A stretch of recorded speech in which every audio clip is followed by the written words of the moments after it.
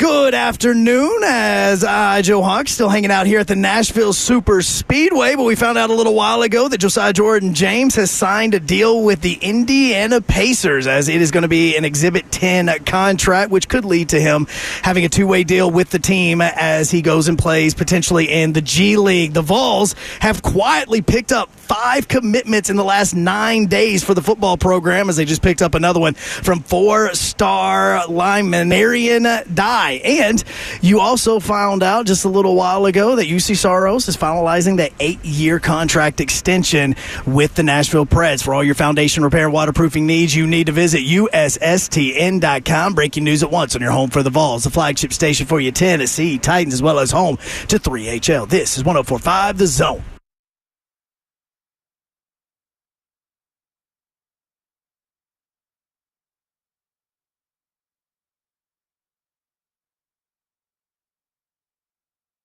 Yo, what up, Nashville? 3HL is on the air. Happy Friday to you. Brent Doherty with you on a beautiful day in the Music City. Hope you're having a great one.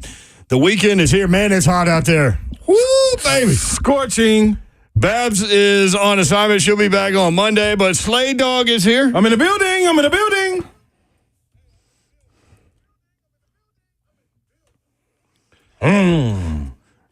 Some good people out here, y'all. Some good human beings.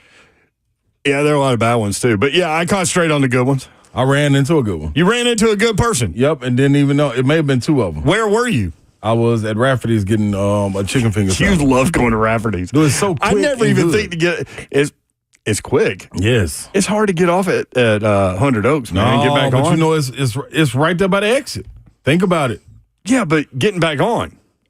Think about it. The exit is right there at the light.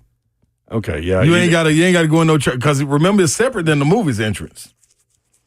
It's right before the movie's entrance. I'm telling you, man. Listen, man, you got these food cheat codes. I already thought about that. I'm telling you, I dog. just think about 100 Oaks being a bottleneck. Yeah, but see, it is really not 100 Oaks. Well, nobody calls it that anymore. I mean, don't think. yeah. It's like Lion's Head. 100 Oaks, Lion's Head, It's right there, though. Hickory Hollow. Friday, let's Like, get it's it all on. gone. But this is why I said, You got your chicken finger salad. yep. And after What was your dressing of choice? honey mustard, And what? You usually get like I ranch know. and stuff. That's how good they honey mustard is. Oh, Yeah, so you get multiples. yeah. But this time I just get honey mustard with a honey butter biscuit. No, honey butter croissant, not honey butter biscuit. Honey butter croissant. And I don't like croissants. You know why? Oh, Because they're too light. They go away real fast, and you're like, what did I just eat? It's like eating cotton candy when you're a kid. Like, would you rather have real candy or cotton candy? Because cotton candy is a lot of air. but think That's when what you croissants pour are. The honey butter on there. Honey, okay. I can't even say that right. Honey butter. Wait till you pour the honey butter on there. The honey butter is so much more. Real quick, DHB on YouTube. You can watch the show YouTube, Facebook Live, and Twitch. Twitch, please. Thank you, Reed. Reed is producing the show as Zeph is still on vacation. DHB goes, my golf handicap is 12. Number one, no, it's not. Here's the thing. You can't even hit it 50 yards. If dog. you're advertising your golf handicap, it's nowhere near what you say it is. I bet you can't even hit it 50 yards. That's one takeaway from last night. Joe Biden said his golf handicap is 6. Does anyone believe that?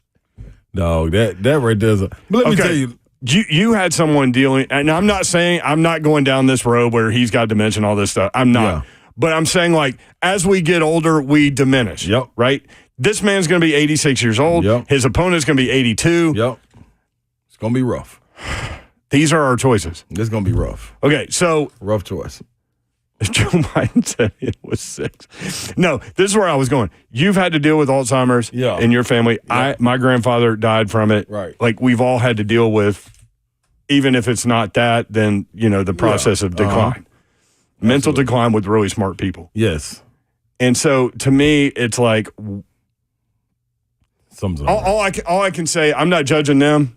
Look, if he wants to run for president, he run for president. go ahead. I'm just saying, if it's me, I hope the people around me will be like, hey, man, Yeah, this ain't it.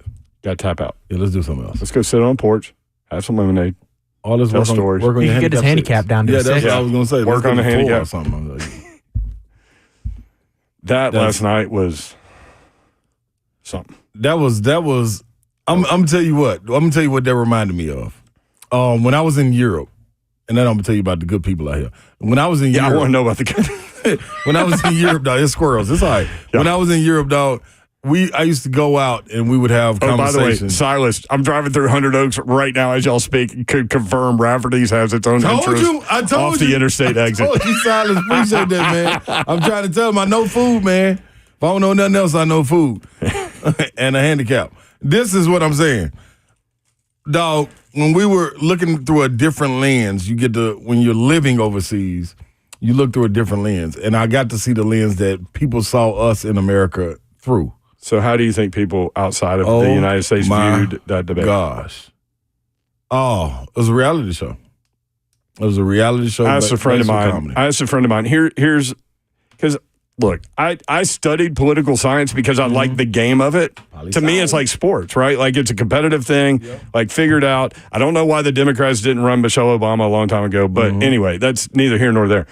But like I've totally gotten away from it because like the far of each side it's so far like just dominates everything. So I just lost interest in it. That's just me. Everybody's got their opinion. I'm not judging and I don't want to go down this political path or whatever, but I can see that. Right. People around the world looking at 78 and 82 or almost 82 debating to be president. Yeah. And here's the thing that I don't understand. And I get ageism, like because like most jobs you can still do if you get older, you decline a little bit, you can still do your job, right? Yeah. But we're talking about the leader of the free world. Right. We're talking about president. And so they have a minimum age of 35 to drive or something. Why don't they have a maximum age of like 69? Yeah. You know what I mean? Yep. Like, why can you have a minimum age and not a maximum age? And why can you get a license taken away and you can go run the free world at that age? So, anyway. So, you were saying people overseas view us a certain kind of way. Yeah, you didn't necessarily notice that when I got to see there. it. Yeah, when I got to see it, I was like, whoa, I do see what y'all see. All right, it does look a little wild. But the good people. At Rafferty's. Yeah, man. And not just the Rafferty's people, the people that were dining there. So I look around, me and my partner, Skill Wing, Marcus Kinzer. We getting ready to pay our bill. Great basketball player, Marcus Kinzer. Oh, my gosh. Yep. Yeah. Fill it up. I used to go watch him play at Municipal Auditorium. Do it. Yeah. So we're getting ready to pay our bill. Ronnie Stein and those guys put that league together. At Municipal, dog. Yeah, it was fun. Starman, all the Nashville Stars. Yep. That's what it was. They brought it back. Yeah. Anyway. So we paying the check, and the lady said, somebody already paid your check. I said, huh? Who? They said they would rather remain anonymous. I love it when people do that. So I'm sitting there looking around. Because you know what that encourages you to do? What? Is to do that for someone else. Marcus tell me, he was like, man, dog, stop looking around. Like, stop trying to figure out who it is. I was like, no, but you want to say things. He was like, you're not going to figure. They said they want to remain anonymous. So why would they then reveal themselves because you looking around? So what did you do? You just thanked the entire restaurant? No, I totally could see you. I promised I was about to. Hey! Yeah, that's what I was just about to do. I was about to do that. He said, no, dog. Just tell her to pick somebody else and you pay their bill. Yeah. So that's what we did, man. So. Oh, you did? Yeah. Yeah, I love that. It was pretty dope, man. That was my first time having that happen to me.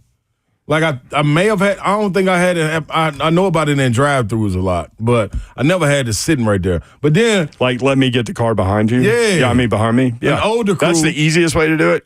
Yeah, I did a Subway one time, and like then you end up in a conversation with somebody. And that's not why I wanted to do it. Not that I don't want to talk to you, but like I'm in a hurry and you want to do it and get on out of there. But drive-thru is a good idea. Yeah, yeah. But that was pretty dope, man. So I wanted to say it was good people. Salute to them. It was two older gentlemen that were sitting across the bar having some wine and food and having a good conversation. And when he got up, he kind of winked and was like, "Y'all have a good day." I was like, "Oh well, all right. Well, thanks." I don't know if it was him or not, but hey. We're having a good day, buddy, because of you, I guess. What up, people in Rafferty's? What up, good people? Tara Bell, it was, she said, Babs on assignment, question mark. You know that's how we say it, no matter what's going on. She's having a good time. Tara's been listening to 3HL since day one. She knows. That's how we say it. Again, thanks for the prayers for Dawn's dad. Mm-hmm. He's something, man. That's my guy. Tom. Boy, he wasn't getting the service he wanted at the hospital. He just walked out without telling anybody. I'm gone. Where you going? The nurse comes running like, where are you going? And he goes, you tell me. Hey, man, that's too good, man. So I know Babs appreciates the prayers. We'll keep you updated as best we can. One more thing that we need to get done before we get rolling here, and there's a lot to get to. What's that? Why? Number one, why is Tennessee just getting dogged by EA Sports all over the place? It's Tennessee. Is that what it is? I think. That's what I'm going to go with. There's an NFL writer that has the if the NFL were to expand, now he expands the NFL a lot to get this, but he has cities that would be in line for a franchise should the league expand. Memphis is on his list. But to give you an idea of how far he's going with the expansion, Knoxville also on the list. For football teams? Yes, NFL teams. As is Anchorage, Alaska. So we'll hit you with that in a little bit. The Preds go with UC forever. Like, UC's going to be your goaltender until, like, I'm Biden on the stage. I ain't mad at that. I ain't mad at that at all. I don't know, man. You feel a different way about UC being right there? Well, I mean, he was number 20. I get all that. I like him and all these things. Like, it's not about the chat. He's an entertaining guy, whatever. And we could have fun saying his name. That's awesome. Number 26 in the NHL in goals against last year. And we're going to give this guy an 8-year deal. That's good and all. Got pulled more than anybody last year. Yeah. We're going to give this guy 8 years. He did. Man, it was just a down he's going to be year, back on stage. Man, he's trying to get a statue. That's a good way to go about getting a statue. Here's the problem with if you're UC Saros and you do get a statue and it goes next to Pekka Rinne, he's like a foot taller than you. So like you're good. It's going to be like, here's the real statue and here's this little baby statue over here. It's like father and son. Here goes partner. Yeah, the replacement. And then let's see what else. Oh man, shout out to the chain gang. Marquez just hit me up and said, man, try their hot bacon dressing. Y'all know I don't do hot stuff. Hot bacon dressing is good when you can get it, though. Yeah, but not many people do that. That's good, though.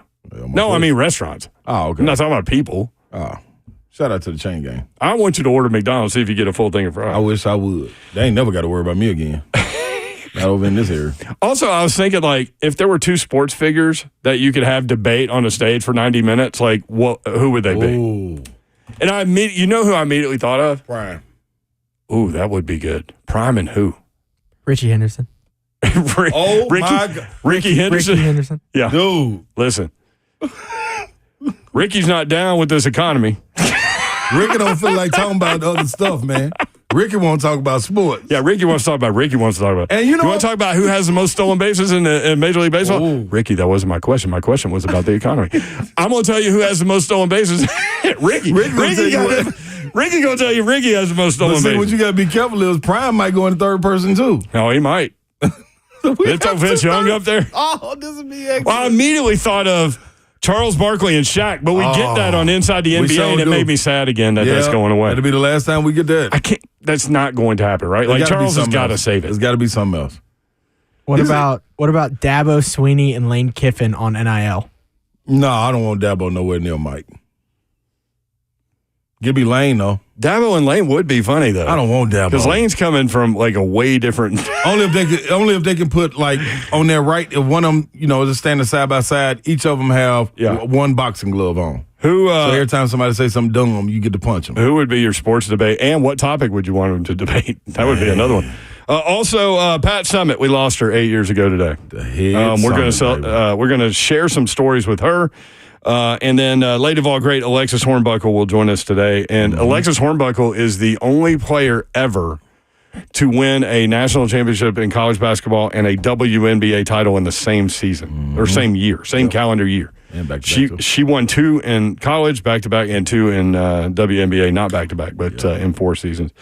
So we'll talk with her. But again, if you want, who you want to debate in the sports world and what topic? 615-737-1045. We'll be right back. 3HL 1045 The Zone.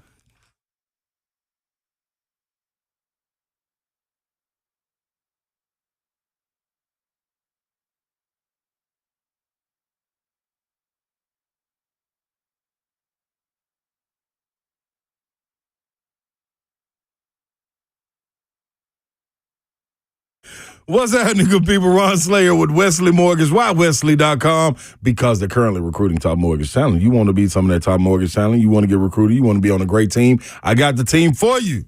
Wesley Mortgage, led by my guy, the boss. Chuck McDowell, man, local Nashville native, caring about the community is what he does. Also proud to serve. That's why he's giving back to it, reinvesting in the people and the places that make this beautiful city the city that it is. That's why everybody keep trying to come here, man. They just overpouring. But we got opportunity for the people that are here. You want to be networking with opportunities with the Titans, Music City Grand Prix, Nashville Predators, and more. All you got to do is get with Wesley Mortgage. They got a support system already in place to help you succeed in the mortgage business, ensuring your loans close on time, making sure you get paid, giving you back the time you need to build your business and bring back the fun of the mortgage professional. It's real simple, man. I ain't going to lie to you. I'm going to tell you the truth. Tell you what God love. Get with Wesley Mortgage, Wesley.com. You want to make your house even more special, your backyard? How about outdoor lighting? You need to call my guy, Bob Lyons at Outdoor Lighting Perspectives of Nashville. Company, been a family business since 1986. Been here for over 38 years, making homes stunning with landscape lighting. They are Nashville's oldest landscape lighting company. And on top of it, he has made sure that they're the leader in LED technology. If you're interested, I did my backyard. I'm actually going to have him out hopefully soon. To do a little bit more in my backyard. Also lit up my driveway, makes me feel safer, and my stepson can play basketball in the driveway too. So they can do pretty much anything, and they will even give you a free nighttime design demonstration to show you exactly how Outdoor Lighting Perspectives can enhance and beautify your home and landscape. Give my guy Bob Lyons a call. They do commercial lighting, holiday lighting, residential lighting. They design, install, and maintain. Easiest way to get a hold of Bob and the whole team there is online, outdoorlights.com/Nashville.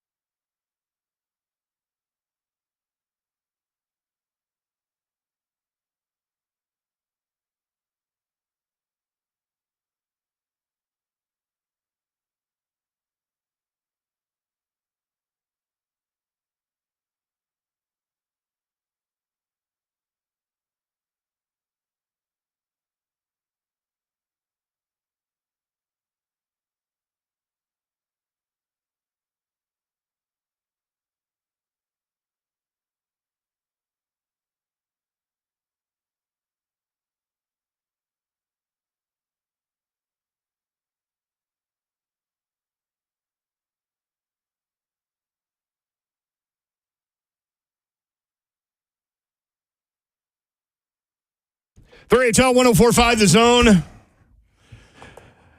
Not going to get into the debate. Obviously, there are other avenues for that. We both watched it. That's right. Slate, your take was like you looked at this country one certain way when you were here your entire life, and then you went to play overseas, and people look at us a little differently. Yeah. And hell, that was 10 years ago. Exactly. More. Exactly. Yeah. So, even crazier. The problem I had is like we got 78 and 82 up there. You know, and for me, like this is my anxiety came, and it had nothing to do with politics or the message or anything. My anxiety came from watching Joe Biden struggle through that thing and thinking about the people around him that allow him to do that. Had a rough time. And the anxiety for me came in thinking of my grandfather. Mm-hmm. My grandfather was the smartest man I ever knew. He ran ARO, which is in Tullahoma, for 19 years, was president. Was in World War II, owned his own companies, all these things. He's the smartest guy I ever knew. And so I remember sitting in, and I was really close with my grandparents because, you know, I live a single mom, no siblings, all that stuff, and she worked, so I would go over there a lot. And so I was hanging out with him one day, and he told me, I remember this conversation vividly. He said, if I start to deteriorate mentally, understand and let me know. And he goes, and he ended it with this, I don't want to be here anymore. Mm-hmm. And I was like, wow. And then that man ended up with Alzheimer's. Yeah. And so when I was watching Joe Biden last night, I mean, we all knew that, you know, he was deteriorating. But, I mean, that's on a stage for 90 minutes. And so for me, politics aside, I don't care. Like, my opinion on this country and ideas and things like that is if we all had the same thoughts, what a boring freaking place this would be. Mm-hmm. So as long as, like, you can have a discussion with someone and open your ears and listen – maybe it changes how you think about some things. Maybe it edges you a little bit. Maybe it doesn't at all. But if you're willing to listen to someone out of respect, that's fine. So that's where I stand on that. But last night, just that was hard. Need to be sharp. I need you to be sharp. Yeah, Patricia just said that too. My dad. And I'm not even talking about now. I mean, the election is in what, 7 months? Yeah. Or I don't even know. We're not doing them after that. Right, but you're talking about the next 4+ years. Mm-hmm. And it seems like it's been a gradual, but, you know, I mean, the last 2 years he's kind of gone downhill a little bit? Yeah, it is what it is. So to me, it was kind of sad. So with this, I see to remember Pat Summitt. So the 8th anniversary, she passed today? This was her passing day? Yep. A day she died? Okay. Yeah, so Pat Summitt, in August of 2011, she announced that she had been diagnosed with early onset Alzheimer's. Uh-huh. And we were doing a show. We were doing 3HL live from Dunkin' Donuts over in Franklin near West Haven. Yeah. And we were doing the show live when we got the news. And it floored me. Like, you want to be... So my personality type is kind of to go with the flow, you know, and not get too high, too low, or whatever. But like that one hit me. Yeah. Like a lot of people. No question. Especially having dealt with it, like I said, with my grandfather. But so I knew what was coming with her. And she ended up dying on June 28th, which is today, 2016. So she announced that 5 years before she died. That's about how long we had. But, man, we got so many stories about her that we will share. And Mickey Ryan and I actually did a show called Overtime before 3HL happened. And so we did, like, part-time at night. So we both had jobs during the day, and then we would come in and do radio at night whenever the Zone wasn't playing play-by-play and stuff like that. Mm-hmm. So, like, Tuesdays, for example, we would come on 9 to midnight because Clay, Travis, and Chad Withrow had a show. Forget the name of it. But anyway, so they would be on 7 to 9. That's kind of when I got to know Clay a little bit. But so we were on 9 to midnight. So I called up there, and Debbie Jennings was her sports information director forever. And she was the cop of cops. Mm-hmm. And so, to the point where I had Pat Summitt's cell phone number. So I texted her one time, got her on a show. And then Debbie Jennings found out about it, and, man, I got undressed like I've never been undressed before by anyone.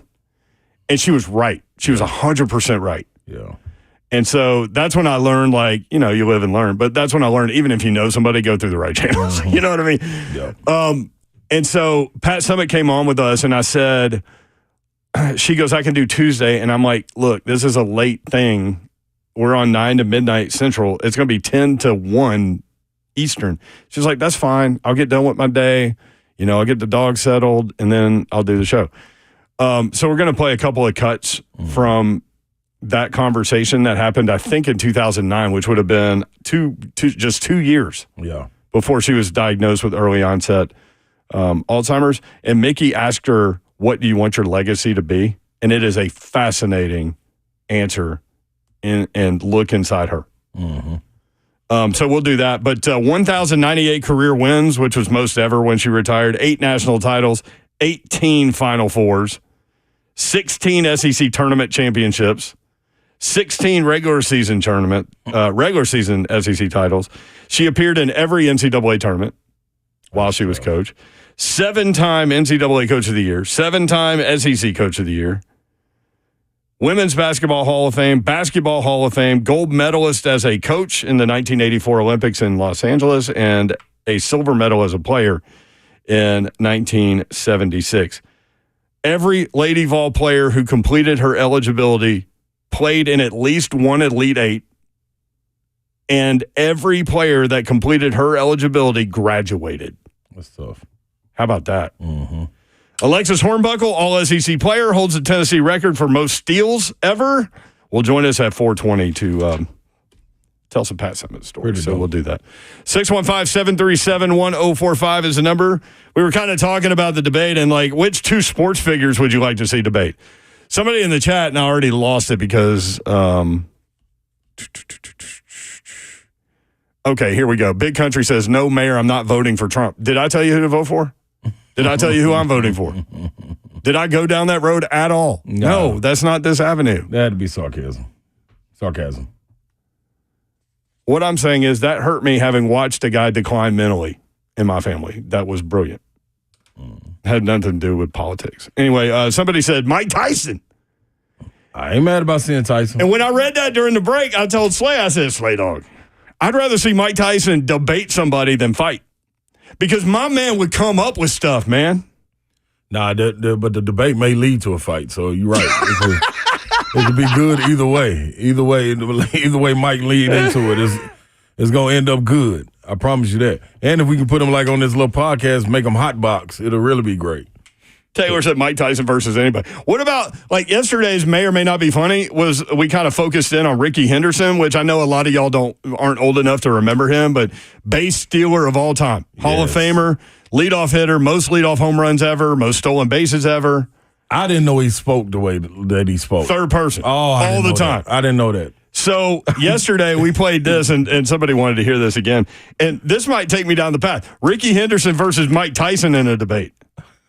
Going back to your playing days, who was the most fun guy to have over at first base when you were playing first base and he was a runner? Who was the funniest guy, or who was the most fun you enjoyed having over there at first? Or did you just hate everybody? All right. The funniest, hands down, is Ricky Henderson. At first base, this is spring training. I forget which year. Consigo and McGuire are coming up behind him, so LaRussa had put on a stop sign on him, and Ricky's getting pissed. And Ricky, when he was at first base, he always talked in the third person. So he goes, "Hey, Thrill, Ricky here." I go, "No, I know, Rick. I know who you are." So he's getting pissed. He's got the whole sign put on. You can see he's getting mad. He goes, "Thrill, Ricky want to run." And I said, "Well, Rick, go ahead on, Jack." He goes, "You got it, Thrill. Ricky gone." So I look in the dugout there, Roger Craig. He's looking at me. I go, "He's running right there, right?" So we pitch out. Ricky slides in because he's the best there was. He slides in safe at second base. He jumps up and he's pointing at me. He says, "I told you, Thrill. Ricky gone. Ricky gone." No, that's so good right there, man. I told you, Thrill. Hey, man. I'm telling you, I talk some trash, man, and I know I say some things that I can't remember what I said, and hear people tell the stories that would make me laugh. That's some good stuff right there, man. That is some good stuff. If I ever knew he talked trash like that, I would have been studying Ricky Henderson. I promise you. That's excellent. That's some good stuff, dog. Daniel says Randy Moss versus Xavier Legette, just for the voices alone, would be a must-watch. Say it again. Randy Moss, Yeah. who's like the countryest guy every ever, bit of it. and Xavier Legette Ooh, that'll be good. with that down-home That'll South be Carolina good. stuff. It's going to be tough, though, because Randy already made, you know what I'm saying? He already got the bankroll and everything, so you're going to talk a little differently. We had to get Xavier about 3 or 4 years in the league, then let him get to talking. Man, that's a good one, though. I love to hear that one. It's another. We need else. to find some Xavier Legette just to put some more stuff on Reed in there South Carolina, so you can hear what that is. Florida boys. They got some good trash talkers.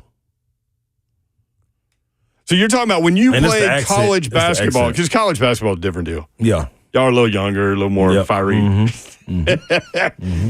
So you're saying like Florida players. Florida players always talk trash. Was Kentucky just kind of matter of fact, like we know we're good, so? No, because they were scattered out. You know, you had some cats from D.C. that would Keith Bogans had a deep voice. And, man, you couldn't, unless you were up on him, you couldn't hear him. Oh. But he had some trash talking in him. Keith So he Bogans would was say good. something, you wouldn't necessarily hear him, and then he'd be looking at you, and you're like, what, dog? Like, I didn't come even- on, dog. I ain't, what you talking about? Come on, Bo. You know your voice too deep, man, to be talking. Yeah, I mean, but then his own teammates would joke on him. Tayshaun Prince looked like he wanted to talk trash, but I could never hear or see if he was moving his mouth. You know what I'm saying? Like, Tayshaun let this game do the talking. I'm trying to think who was a big trash He was talker. kind of a lanky, like bop kind of mover. Yeah. You know what I mean? Yeah. Saul would talk trash, Saul Smith, but nobody would listen. It'd be one of them, come on, He dude. was like, little buddy. Come on, dog. what you out here talking about? I think we kind of led it. Saul's like 5'9" or something. Yeah. We kind of led it, man. I'm going to be honest. Y'all did? Us in Florida. Mississippi State had some trash Who else talk. talked on your team? Everybody. We did not have John Higgins was the only one that was quiet. He was quiet. Yeah. And he He was wasn't quiet for really, us, yeah. too. It's like, I mean, you're not gonna get much out of Higgs, man. But everybody else, He always had that little smile on his face. that's because that's all he needed. He had to stay that way. Somebody had to balance us out. Dog, it's everybody. Everybody talk trash. So I wonder, like, the introvert guy, John Higgins, on y'all's team, yes, where y'all are going wild. every time. I mean, on the court, off the court, Everywhere. on the trips. In life. I wonder if he was, like, uncomfortable or he liked watching y'all and kind of thought it was funny. Probably like watching us. Because he was my roommate all 4 years. So I would always get a recap of things that we were doing on the plane, on the bus, or, you know what I mean, after the game. Just to clarify when we later. Come back, when we come back to the room, we'd be like, dude, y'all was tripping. Like, come on, Slate Ride. What are y'all doing? Hey, man, Higgs kept it all the way right for us, man. You needed that balance. I know I definitely needed that balance. It was real good for me. Alabama talk trash, too. Mo Williams, Gerald Wallace. You got to think they had some dogs. Erwin Dudley run SEC Player of the Year, just didn't talk that much. What's the name? That played corner for them, number 2. Sheesh, early 90s, mid-90s. The cornerback, man. Antonio Yes, Langham. you around now. Nope. He You're around now, was though. older than me, actually. You're around now. Golly, man. Deuce is loose. David Palmer? David Palmer. Yeah. David Palmer would talk some trash. Like that. This is what I done heard from folks that played against the people. So, yeah, man, there's some trash talkers. We all know Jalen Ramsey from me. Who was the best trash talker from Tennessee in the state, period? Did Tony Delk talk? Never heard Tony talk like that.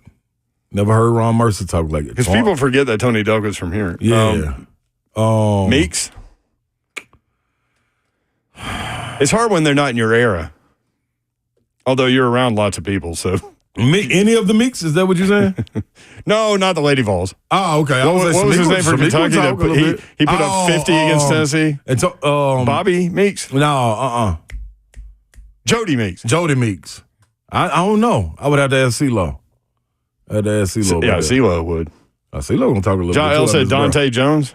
Tay is a humongous trash talker. Mississippi State Final Four. Yeah, humongous. He right up there. He right up there with the best of them. I give Tay that. Dwayne Johnson Taylor. Yeah, The Rock. For those that don't know, The Rock went to McGavick briefly. Did he? Yes. The Rock went to McGavick. What? That is true. Look it up. What was he doing in Tennessee? His dad was military guy. Fort Campbell. Yeah, I don't know. I don't know why he'd be McGavick. How you get down here, See, Rock? here we go. I know half the information. I know he was at McGavick. I don't know why. Hey, Dante right up there, though. Dante right up there. 615-737-1045. Lots of people weighing in. Gator Mike, East Nashville. Gator Mike, what's up? What is up, fellas? Ron really talked about it. Was UD a big trash talker? No, not as much, man. You had to get them going to talk some trash. Donnell Harvey was the trash talker on that team. Donnell Harvey. Teddy Dupay. And then Brent, you remember this? Everybody made fun of Brett Nelson. Remember, everywhere he went, everybody had a thing making fun of him. Yeah. Brett Nelson. What about, Brett shoot that rock, though, boy. Yeah. Yeah. What about Matt Bonner? He didn't talk much either, Matt did he? Bonner ain't going to talk. Nah, he would listen, though. He had that plant hair. You know what I mean? Like he had the headband around the white man fro. Red. Yeah. What about you know what I mean? What about Major Parker? No, Major wouldn't talk that much. Brent Wright would try to talk a little bit, but it wouldn't hold the water. Right. Donnell Harvey was the guy. Then they were backed by Udonis, so Udonis was the enforcer. So and he was kind of the leader, right? Yeah, so anybody could talk. Yeah, but it was Slay, good. I told Brent though. Speaking of trash talkers on the football side, we got to get my boy Brandon Spikes on this summer. You know, when we're in downtime, we ain't got nothing to talk about. We'll get him in the boom boom room. Hey man, bring him on, man. I wrote him. I got it. Yeah, I'll set it up. Yeah, set it on up, man. Tell him we love that. Gator Mike just booking people. Brandon Spikes was an amazing football player in Florida. He was a talker too, wasn't he? Yeah, but he was head down. He was kind of like Al Wilson. Like he looked like he was 50 years old out there. Brent, what about that hit he had on No Shaw Marino in that Florida-Georgia game? You remember that? Yeah, they showed that a million times. He like leveled him out. Oh, it was ridiculous. I think Eric Berry got No Shaw Marino too. He did it? Or No Shaw. Yeah. All right, thanks, Mike. Thanks, Have a good weekend, brother. Let's go Donna in Dallas. Donna, what's up? Hey, guys. For the debate, I would love to see Jameis Winston, and he don't even need anybody else. He can debate with himself for 90 minutes. Oh, Donna. You hit it on the head. Jameis would debate himself. Yes, just give him a question. Mirror and give him a mirror. Yeah. Favorite food at Publix? Oh, Donna. You know what I mean? That's a good one, Donna. Wow. How do we leave Jameis out? Jameis going to debate himself. And Jameis going to win, too. And lose. Larissa in Nashville. Larissa, what's up? Hi, gentlemen. I swear, every time I listen to all these shows, I laugh. You guys are amazing. And blessings to everybody. Dementia and cancer is a horrible threat. Yes. Sadly, it touches everyone. But just kind of touching a little bit on the debate from last night, which was painful. But I think Mike Tyson should be the moderator. And like Slay or 3HL should cover it and just give the comments, like feedback. That would be hilarious. You know, or just do like a coaching session. Just anyway, I'm kind of like going off the rails with that, but that would be hilarious if you guys ever did that. I would and love with that. Said, though, it would literally everyone would be on the floor. So with that said, Slay, and to you, Mayor, as well. I mean, how do you feel? What do you think about the rookie welcome will be for Bronny to the NBA? And good question. He's got to make the team. I mean, there's that. He's in. You think he's in? That much I didn't know. See, now, this is another reason I love listening to the show, because I think when you're drafted, you're on it, but that's not quite the case. Not second rounders that late, but because of his situation, that's where you're going, right? Yeah, and this is Thank you, Larissa. Thanks, Larissa. This is what you got to think, too, man. In that situation, like, you need people that understand the business. Imagine how many people stick around on rosters just because they know the routine of how the NBA goes. Like, it's real life. Like, this is not a shock to you. Going city to city, traveling, playing, how you do your body and all of that plays a factor. But we can get into that more. I do want to know the thoughts, man, what people think about that draft situation. But like Mike Tyson narrating a debate, like throwing the questions at the debate, and then we're sitting down there with Babs too. And we're doing like the broadcast work, and so we're like cotton and pepper on dodgeball. Yeah.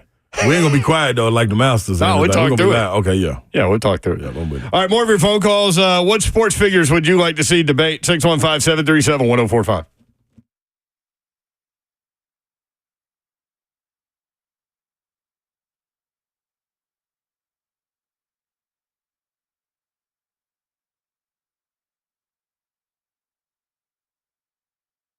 Famous Dave's, the All-Star Barbecue Series is back. We're about 2 weeks out. July 13th is going down 11 a.m. to 4 p.m. at 5000 Old Hickory Boulevard. The Famous Dave's right there in Hermitage, Tennessee. People wondering, man. They hitting me up in the DM, and I'm trying to tell them, no, you don't have to pay. This is a free event. Free barbecue, and I mean some barbecue from some of the best around. Texas Moonshiners, Charcoal Cowboys Barbecue, Q Factor, Redbone Barbecue, Hog Feathers Barbecue, Music City Smokers. It don't get better than this, man. They're going head to head, and they will be a Q-off, and I am one of the judges. Also, Famous Dave himself will be in the building. Categories will be chicken, ribs, and wild card, but you, as a consumer, come on out, bring the kids, have a good time, enjoy free barbecue wings and barbecue sampling. So all them ribs that they cooking, they're going to have some samples for you too. Watch it down with a free Pepsi. I'm telling you right now, you missed this. This is my 3rd year, man. I'm not going to never miss it. It's Famous Dave's. Want to tell you about Pella Windows and Doors of Nashville. That is who I would love to recommend for you if you are in need of replacement windows and or doors, because they are the best. You might be surprised to learn how affordable those replacement windows are from Pella Windows and Doors of Nashville. Affordable, but the best part is they're the best quality too. Pella Windows rated #1 by Nashville homeowners for highest quality as the window brand that stands behind their products, and #1 by Nashville homeowners for the highest craftsmanship, most trusted window brand. They would recommend Pella more than any other window brand. All of this based on the current 2022 survey of leading window brands among homeowners. So if you need windows, I can tell you I love my new windows and doors in my rental property and my house, and Pella Windows and Doors of Nashville was awesome to work with. You can stop by their showroom any day. They are in Franklin. It's an awesome showroom, by the way, and everybody there is so nice. That is at 277 Mallory Station Road, or just go online and schedule your free consultation. Check out that offer that they have going on, which is 50% off qualifying installations and no money down, no interest, no payments for 12 months. Go online at pellanashville.com.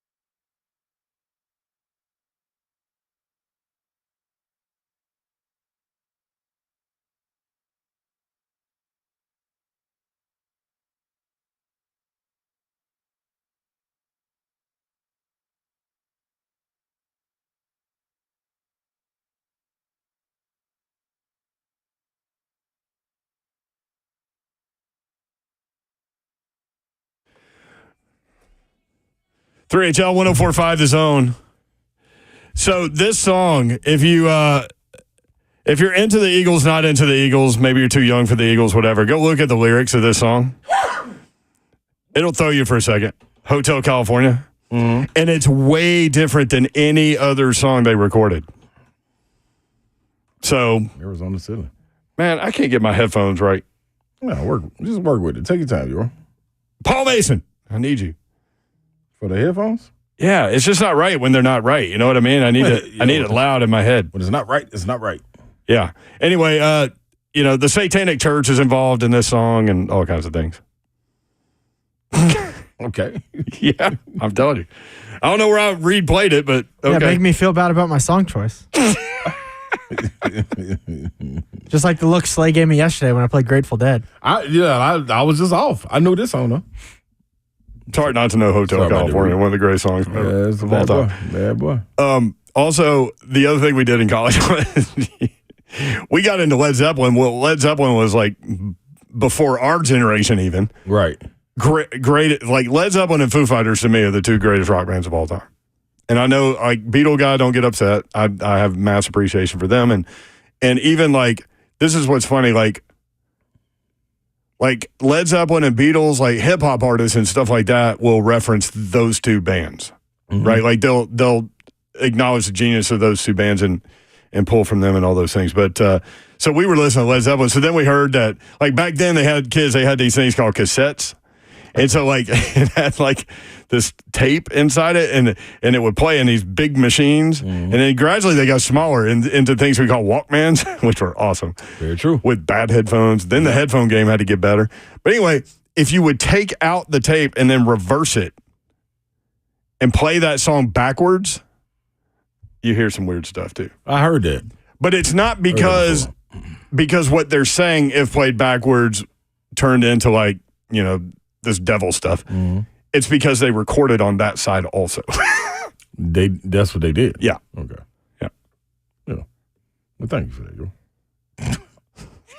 I'm full of it. You know a lot. Maybe. 615-737-1045. You know what that means? What? Old. Oh.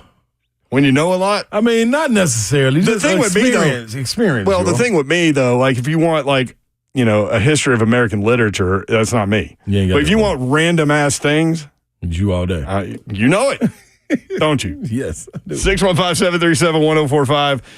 Eric in Nashville next up. If two sports figures could debate, who would they be and what would the topic be? Eric, what's up? Hey, guys, I'm going to get to that in a minute, but Brett, one thing I got to correct you on, you said the election was 7 months away. It's actually a little over 4 months away. There you go. I don't know. Here's the thing, Eric. I was having this conversation with somebody the other day. I don't even know what day it is usually. I have to write it on my show sheet to know what day it is. I certainly don't know what month it is and where we are in the month. Yeah. And also, if they're going to ask Biden to step aside, it would have to happen by August 7th. If it doesn't, it would be too late. I'm not going to get into that. Listen, they can ask him all they want to, but if he says no, he says no. Yeah. Guys, I've got two I think that's going to be tough to top. I would love to see a debate between Aaron Rodgers and Kyrie Irving. Oh, my God. Flat earther and then all the other stuff. Yeah, two conspiracy theorists, guys. That would be wild. Eric, that's not bad, man. That's all right. Guys, y'all take care. We'll talk to you. Have a great weekend. Eric in Nashville. He knows when the debate is, and he had a great debate. I just think it's going to be so quiet. Like, because neither one of them raised their voice. Is Kyrie still flat earth guy? Does he still believe that the earth is flat? Why would he change? Right. What would he have seen to make him change? Maybe you listen to people. Maybe he's been around the world. And he found his baby. Yeah. I can't tell him. You're right there. But maybe he did find his baby. Nah. You don't think so? All right, Bob in Franklin next up. Bob, what's up? Well, the guy before took half my thunder. I was going to say tree hugger Aaron Rodgers and chain smoker John Daly. Give me John Daly. I did think of John Daly when I came up with this question today. But I was trying to think of who would John Daly debate. That's the thing. Yeah, Aaron Rodgers and climate change. Thank you, Bob. Aaron Rodgers and John Daly would be something. Give me John Daly. Give me somebody. A-Rod going to be too quiet. I need somebody to raise their voice a little bit. Right, but I think A-Rod would get really frustrated by anything that John Daly said. That's true. That's true. Plus, John Daly would be like chugging beer and packing heaters. Oh, boy. I mean, back to back to back. And you got like Naturals guy who went to live in a cave. And you know what I mean? If that was the case, anything that John Daly is doing I want Bert to be He could be the moderator. the moderator. Yep. Bert would love that. Because Bert going to smoke as much as John Daly. He going to try to outdo John Daly. Bert would be the moderator for any of these. For any of these. Bert got to be it because Bert is perfect. Y'all for need this. to know, man. Just wander around with Bert for a little while. Bert's a genius. Dawn keeps calling him the smartest redneck she's ever met. She ain't wrong. But like he's a walking stand-up comedian at all times. Yes, he is. It's crazy Yes, he is. how funny that guy is. Yeah. And it never stops. He has so much energy. Right. Absolutely. How about Tom Brady and John Daly? Here's why. Tom Brady lives that clean life, and John Daly would be sitting over there, like I said, like just pounding beer and smoking cigarettes, and he'd have like Hooters girls on him. Give me. Well, I know who I'm voting for. I'm voting for Daly. I'm riding with Daly. Daly is going to be entertaining for me. You want entertaining? Entertainment all day long. Entertaining president. Yes. Gronk? Rob Gronkowski? Gronk. He can be the intermission. See, we were around Gronk, and Gronk actually isn't kind of how he's almost worked himself into a character of himself. When the lights come on. Like he's a fun guy to be around, but he's not what you see necessarily. Like he's turned up 100 when he's anywhere near a camera. He was still good on the show, though. He talked about coming to Nashville all the time, and nobody knew that. Yeah. He likes to come down here and hang. I just had a message from Will from the Ville. Yeah? He said, do I need to call in and let y'all know LeBron and Jordan and let them debate who's the greatest? I would rather have Kobe and Jordan. Rest in peace, Kobe. No, LeBron and Jordan. No, Kobe gonna have some slick stuff to say. LeBron gonna eat. I don't know if LeBron got no mouth like that. He's too serious and takes himself too seriously. And then LeBron. Yeah. But then Jordan's like so competitive that he will just annihilate LeBron with words. That's why you need Kobe. Kobe's kind of like the measured carbon intellect. copy. He's a carbon copy of him. He's kind of in between. No, he might. He ain't got nothing to do with it. Right, he's the competitor of Mike, but he is like such a measured, intelligent thinker guy. Mike is too. Yeah. Telling you that. But Mike lets his, like, the competitiveness take over. Kobe will too. You think? Kobe ran through his teammate in the Olympics. he said he was going to do it. Yeah, like, what? He said that was the first like, thing he had to go back and play with him to get a championship, man. Yeah. Nah, give me Kobe and Mike. Give me Kobe and Mike. All right. 615-737-1045. More of your phone calls. Let me think of one more. Reese and Laura are on hold, too. Morgan Wallen congratulated the Tennessee baseball team, and they teased something. We got that for you next also. 3HL1045 The Zone.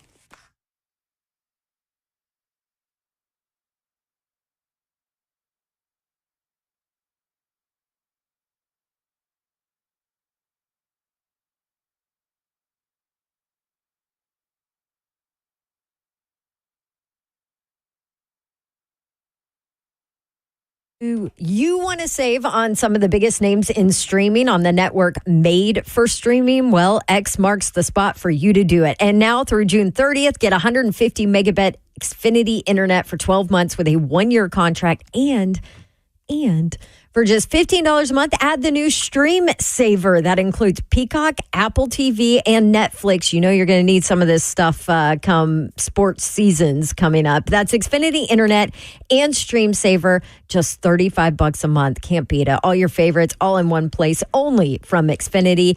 Go ahead, binge some shows, watch some sporting events, stream some movies, save money all at the same time. For more watching and less spending, X marks the spot. Switch to Xfinity, the network made for streaming. Bring on the good stuff. Go to Xfinity.com, call 1-800-XFINITY, or just visit a store today. Pop in. Restrictions do apply.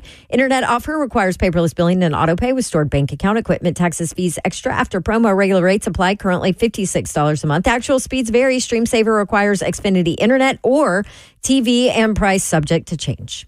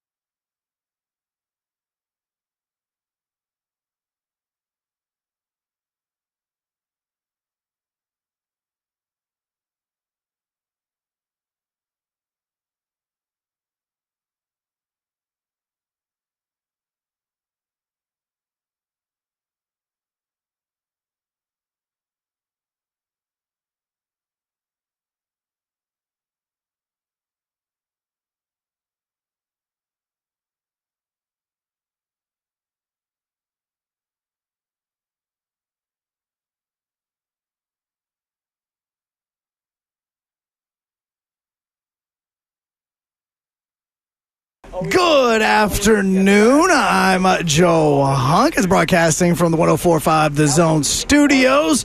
UC Saros and the Preds are on the verge of finalizing an 8-year contract that would keep the goalie in Nashville. The annual pay for that contract is looking to be somewhere around $7.74 million. Now, the contract cannot become official until Monday. The Vols, as they continue with celebrating the baseball team, the Dalton Connect becoming a Laker, the football team has quietly been picking up commitments for the 2025 class, as defensive lineman Marion Dye out of Indiana has just committed to the Tennessee Vols. And Josiah Jordan James has signed himself a brand new deal.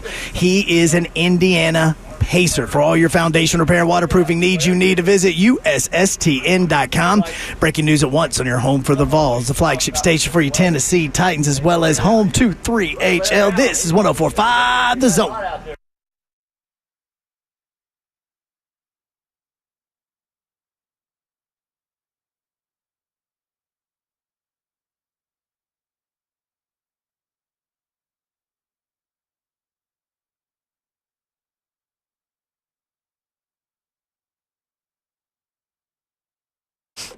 HL 104.5 The Zone Friday edition, every bit of it. Brent Doherty with you on a beautiful day in the Music City. Slay Dogs here. It's Friday. I'm in the building. That was a lot right there. I forgot what may or may not be funny. I gave him a mix. Oh, yeah. Thank God for my hotline.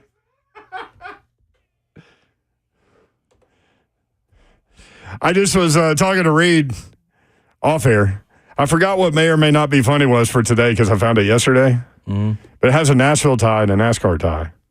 With the race coming up this weekend, I figured that we could celebrate that with a little humor. With a little humor? Is it on our list? It will be. I just remembered. Okay. Because I saw it on the list. There you go. So, yes, is the answer.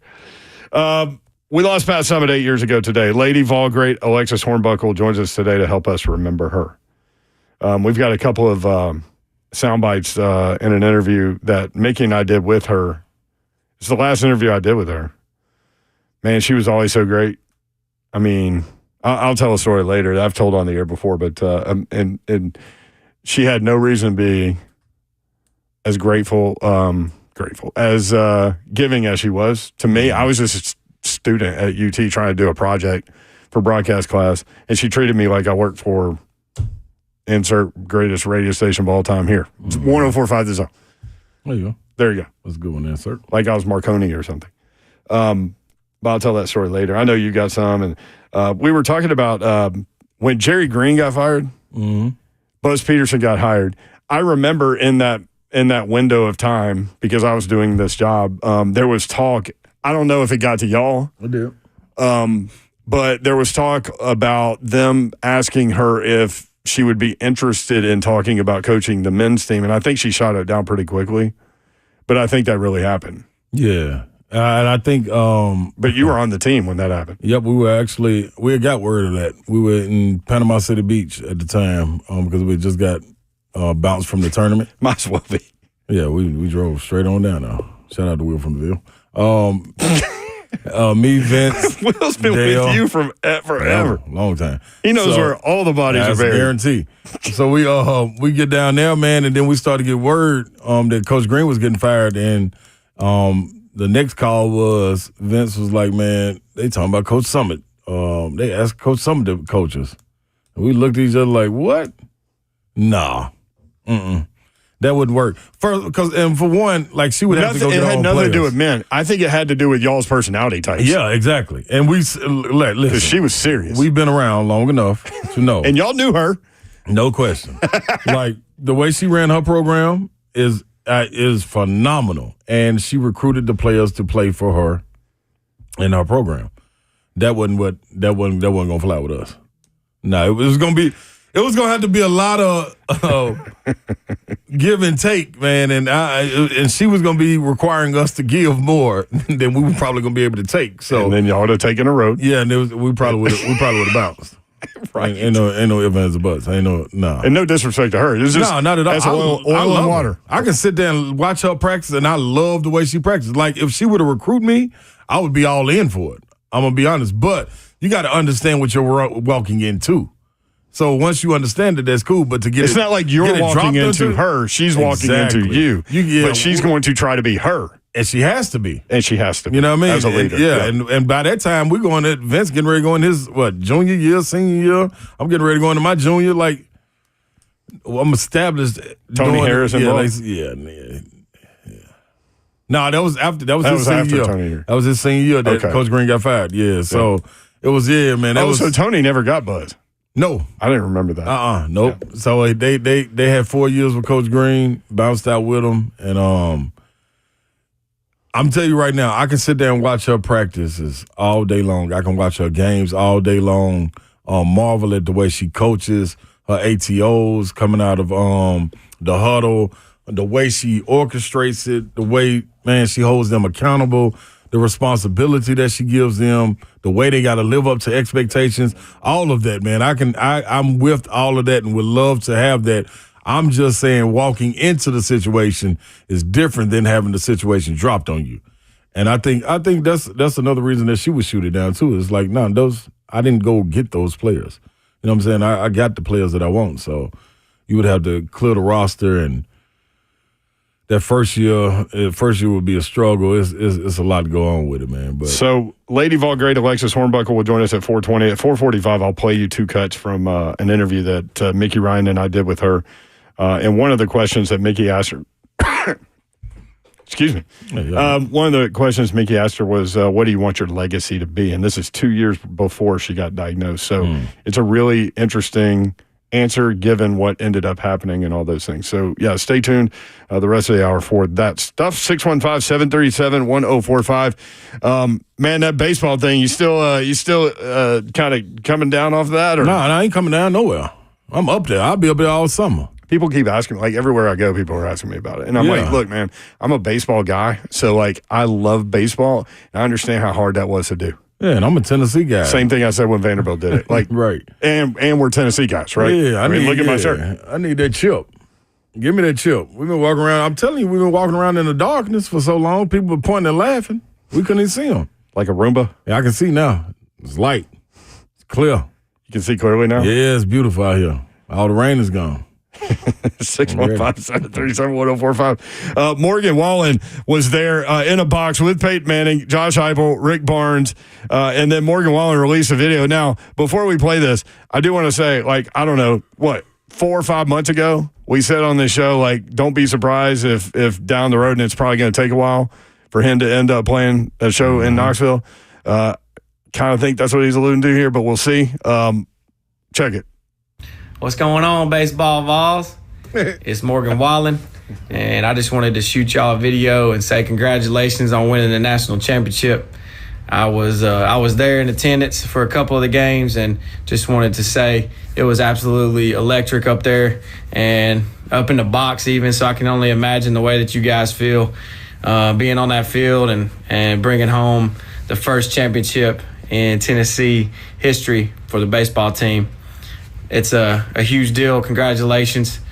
Man, I just wanted to also say that you and the university have been extremely hospitable to me and my family and my friends, especially in Omaha. So I want to return the favor, and I'm going to return the favor. I can't tell you exactly how I'm going to do that just yet, but here in a few weeks, I'll be able to let you know what I mean. So just stay tuned with me, and I'll keep y'all posted on that. And Simo, I'm sorry I wasn't on the field after the game, man. I had to get back home to see my son. But you guys, man, y'all make me proud to be from Tennessee. Make me proud to represent the Vols. And, enjoy this moment. Be proud of it. And I wish y'all luck in whatever you're doing next, whether it's coming back to Tennessee, whether it's going pro, whether it's going to be whatever it is you decided you want to be. So God bless y'all, man. And I look forward to seeing y'all soon. There you go. Whatever it is, it's going to be cool. Look forward to seeing us soon, huh, brother? Okay. We need to get Morgan Wallen on the show. We need that. Yep. 615-737-1045. Reese and Laura up there in South Central Kentucky. Reese, Laura, what's up? Happy birthday tomorrow, Big Slay. Slay you, Dog's Laura. birthday is tomorrow. Appreciate that. I remembered. Thank you. I always expect you to, Laura. You always hold me down. Oh, yes. Oh, yes. Well, I'm going to hand the phone over to the mouth of the South, who's sitting in his lawn chair in the middle of the road. Jimmy Hart. In the middle of the road. In the middle of the road. Yes, he's watching cats. Are we on? We're on. We're on? Big Slay, are we on? Are you with me? You better believe it, Reese. What up, baby? Sorry about that, Big Cat. I'm guarding the cats from speeders. The stray cats are out here, and I done had to stop a couple of speeders to save socks, Reese, but she's safe. First off, did Laura tell you happy birthday? She most definitely did, Reese. Okay, good. I gave her direct instructions to make sure she said happy birthday because we're closed tomorrow, and your birthday's tomorrow. That's right. Number two, these words hurt me, but we love you, Babs, so war damn eagle. We're praying for you. Yeah, you know what I'm saying? Awesome. And I don't know if anybody been to Omaha. Anybody know anything about that? We're national champions. You know what I'm saying? Go Vols, baby. How about them Vols? Talk to me one time. Yes, sir. Yes, sir. How did that I'll business? tell you what. And hey, speaking of your feel-good thing at the Rafferty's, which, by the way, their food's excellent. We have one of them here in Bowling Green. Yeah. Expensive for us common folk, but very good. I go up to the Humane Society today. Slow down. And wait, you need more cats? Well, no, I had to get flea meds. They're half off at our Humane Society. If you go to a vet, they're like $30. You go to Humane Society, they're like $14. Okay, smart move. Yeah, thank you. Oh, baby, cup. I've been waiting on you for an hour and a half. Your food's over there. So I go up there to get Cup and the dog their flea meds so they can come outside. And there's this guy crying, and I'm like, why is this guy crying? This is weird. And he pulls this cat out, and I thought the cat was going to have to get put down or something. And I was like, what's wrong with the cat? And he's like, I got to give it up. And I said, why? See, this is how they get you, Reese. This is how you end up with 19 cats. No, 20 now. But just a second, Mayor. Sorry, we got a lawn mowing truck coming through. And I said, what's wrong with the cat? And he said, nothing. I got to give it up. He said, I'm moving and they can't take it. And I said, why not? Don't move. And he said, I have to. I said, no, you don't. They don't take cats. Don't move. And he's like, well, I'm going to the sober living house. And I'm like, oh, crap. So he does kind of have to give the cat up. So I was like, where's the sober living house? And he goes, Normal View. Well, that's 30 seconds from Warren Way where we live. And I'm like, oh, crap. The last thing I need is the 20th cat. And I was like, all right, give me the cat. He's like, what? I said, give me the cat. You live 30 seconds from me. I said, this is going to be motivation. You're going to have to get sober within 3 months, and you can get your cat back. Until then, the cat is mine. So, anyhow, but guess what color the cat is, Big Flake? What color? Go ahead. You got to guess. Orange. 100% orange. So that cat is a national champion, just like me and you, Big Slay. That's big I don't orange know Reese. who's behind the box, but somebody hit that magical button. His name is Riku, and he's a national champion. We're all champs. And by the way, I do want to say I'm tired of hearing Kentucky players' names. The best debate. Sorry, I forgot this part. The best debate would be two things, Big Slay. Are you with me? Yes, sir. Number one would be Christian Laettner and any Kentucky fan. Number two would be Ron Slay and the man in LSU that spilled his beer. Now, sorry, Lee hit the button. We're out of here. Yes. Good old Rocky Top. We love y'all. Happy Friday. Let's go, Vols. There he is, Reese and Laura. Hey, I forgot about that. What happened? The guy that spilled my beer in LSU kicked my beer over. He didn't spill it. He kicked it over. After we were pulverizing them up there at LSU before halftime. Oh, I thought you meant when you were a player. I'm like, how'd you have a beer down on the bench? That could have been. That would have been a Jerry Green thing, not a Buzz Peterson Don't thing. ask questions. Tell me no lies. Just play. All right, Alexis Hornbuckle, when we come back, we'll talk about Pat Summitt next. 3HL 1045 this home.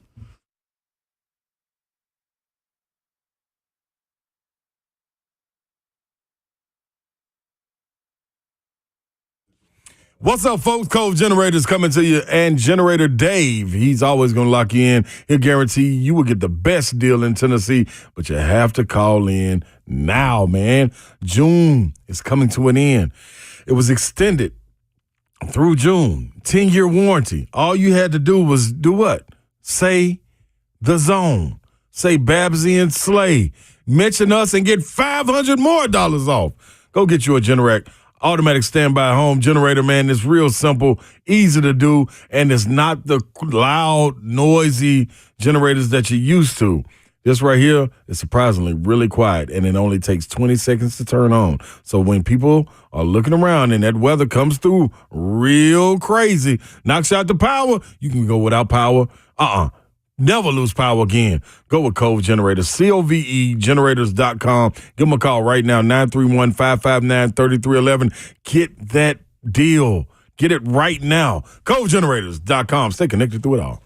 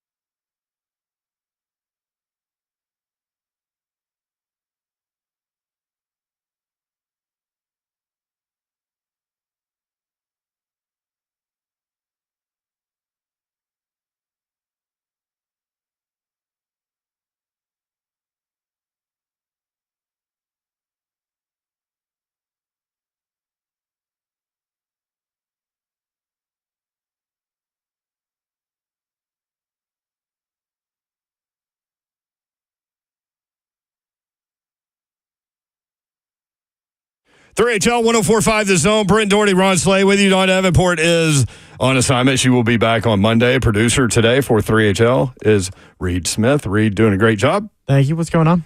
A lot, man. It's a hot day in the Music City, man. Make sure y'all hydrate. And all y'all with outdoor jobs, God help you. God love you. We're praying for you. All those things, man.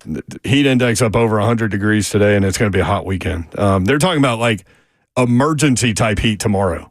So make sure if you got kids out there playing baseball or something, make sure they're hydrated. That's key. Again, Brent Doherty, Ron Slay with you on 3HL. Slay Dog, you good? I'm back. Back. Just a little shakedown session. I always got to get you right, man. That's when you eat right. That's how you know your system functions. Most people listening won't even know what you're talking about. They'll just start guessing what that means. Nah, I guarantee, though. You're sweating, dude. Nah, that's a good thing. I mean, you got to get it done. You know what I mean? Keep some dude wipes with you. You're going to be all right. Oh, my gosh. Just saying. Davenport would be losing it right now. She would. Yeah. We lost Pat Summitt 8 years ago today. Lady Vol, great. Alexis Hornbuckle joins us now to help remember Pat. Alexis, thanks for coming on. How are you? I'm doing well. Thanks for having me. Y'all know I love coming on here. What up, Lex? Play, my guy. What's up, bro? What up, man? What'd you think about what he had to say when we came back from break? Did you hear all that?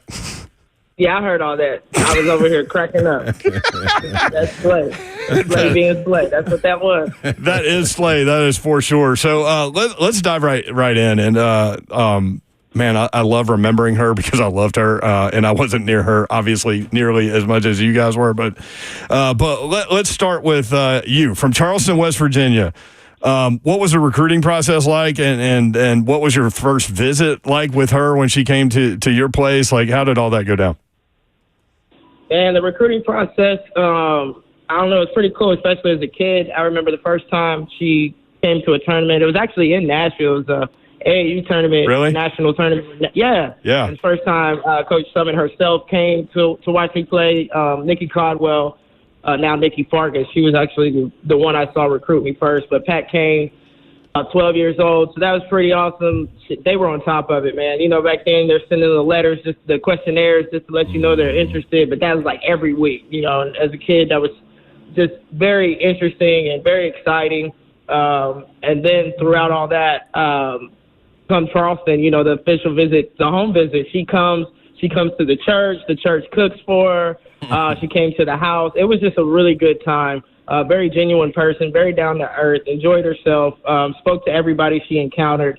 And outside of just the academic culture that she created at Tennessee, the athletic and championship culture, it was just a no-brainer. What were you impressed with by her, like in your home, and what sold you? Like, what? I guess what I'm asking is, like, what was she like in the living room, and was that different or the same as she was when she was your head coach? Oh, man, you know it's totally different, but not in a bad way. You know, at the house, she was just very humble, just very open, very transparent, wanted the questions, asking my parents questions about school, expectations. So it wasn't just her trying to get me solely on basketball. You know, a lot of her focus was honestly academics and the type of kid I was, and just feedback that from other coaches and counselors at that time. And then you fast forward to going to school to play for. Man, you know it's a little different. Slay, what's he talking about? It's different. Listen, we used to play in Stokely, and she'd be in there running practices. I know what she's like in practice. Oh yeah, it's wild. But she's still the same in a sense as far as she wants you to go all out. She's very honest. She's not going to hold back. You know, she's going to let you know exactly what she wants, how she wants it done, and she expects you to get it done. So she definitely shared that during the recruiting process, but it feels different when you're on the court and you're all hers, and she gives you that stare. It's a totally different feeling. Yeah, I was going to ask you about this. No, we were playing one day, and she was all in on Tiffany Woosley back then, and Tyler was just a baby. And she was holding Tyler during practice, and Tiffany did something, and she was like, I am not going to take another year of this, Tiffany. Mickey, hold the baby. And so she gave Tyler to Mickey DeMoss, and then she just ripped into her. So, yeah, I'm aware. Yeah, that sounds about right. Yeah, so I take that back. You definitely know. Alexis Hornbuckle with us on 3HL. Lex, tell me this, man. It's few people that you come across that hold a different aura, or when they walk in the room, command the room, have that glow. It's one of those, like, when the teacher's out, and it's a sub in, but when the teacher come back, everybody on their best behavior. How was that, man, with Coach Summitt, man? What was that aura like, being in that presence? And did it ever catch you off guard? Were you like, oh, man, everybody be cool. Here come Coach. Yeah, of course, here come Coach. You better tighten up, first off. Just be where you're supposed to be, Be there. Be on time, which is early. You don't want to deal with the consequences. Man, you know how I was, little knucklehead. I'm trying to get to the optional, quote unquote, optional summer workouts right on time. That didn't go over well for me. Right. But no, it's just she walks in the room and it changes everything. She walked on the court. I mean, even when Coach Pearl was there, she walked into the men's practice. She didn't like their hustle. They wasn't all touching the line. They wasn't jogging. She came, blew her whistle, put them on the line, and had them sprinting. That's just the respect she demands in any room. So in the locker room, it was automatic. It was that healthy fear, I can call it. Yeah, definitely. Okay, now when moving along, give me a moment that you think resonates with who her character was. Maybe if it was off the floor, incident, or something on the floor, not necessarily a championship game, or just a moment that, might have been practice that you remember. You like, man, that's crazy. I didn't expect her to respond that way, but okay, I'll accept that. I would say probably when Kate McMahon's mom got sick, because it's freshman and sophomore, you're supposed to stay on campus. And Kate's from Maryville, Tennessee. And Pat was so compassionate during that time, and she allowed Kate to stay at home in Maryville with her mom. It's just bigger than basketball. And that right there was just an eye-opener that it's just not all talk. When she said, there's more to life than basketball, than the sport. Yeah. We're a family, and she just exuded that in everything that she did. But that right there, for me, just took the cake. That's dope. Alexis Hornbuckle with us, Lady Vol great. How special was that run in 2007 to win that first national title? And then I'll ask you one about 2008. But winning that first one, it's such a grind to win a tournament like that. Man, 07 was spectacular. Slay would tell you. Slay was back in town. I tell a lot of people, man, he helped my three-point percentage go up, because when that man was in the gym doing his summer workouts, I was in the gym doing his summer workouts. That's awesome. We tied at the hip, man. Yeah, so it was like we were together every single day, but I'm like, he's over here, he's Tennessee great. He's still playing overseas. That's who I need to be in the gym with. He's not cutting me no slack, and that right there was just kind of told everything about the culture, because there were former players, there were VFLs, men and women, coming back throughout the summer, and we jumped at every single chance to work out with them, play pickup with them, pick their brain, spend time, go out to eat. And I think that helped us really truly buy into the culture. Like, listen, it's going to take work. Like, you can't just come because y'all were All-Americans and y'all supposed to be this, or y'all already nationally ranked this. Do the work. And once we bought into that, and it was an everyday thing, man, that 07 was special. So how driven were you guys in the offseason going after the national title? You're going into your senior year. You want another one. Like, was that a different kind of vibe in that offseason? Oh, absolutely. Because Pat basically told us the second one's going to be the hardest, so don't think you just going to come get it. So in our heads, we all pretty much had the same type of personality. What you mean we can't get it? We're about to show you. We're about to go take it. So we were definitely locked in, a lot more focused than 07. 07 was just like, let's see. Like, we believe we can do it. 08 was, we got to defend this title by any means necessary. Lex, what's that buzz like? What's that vibe like up there in Knoxville right now, coming off a national championship, knowing the last one was definitely track and field, but when you start talking about the major sports, as far as revenue goes, you guys were the last ones to bring a championship home. So with baseball getting it done, what's the vibes like up there right now?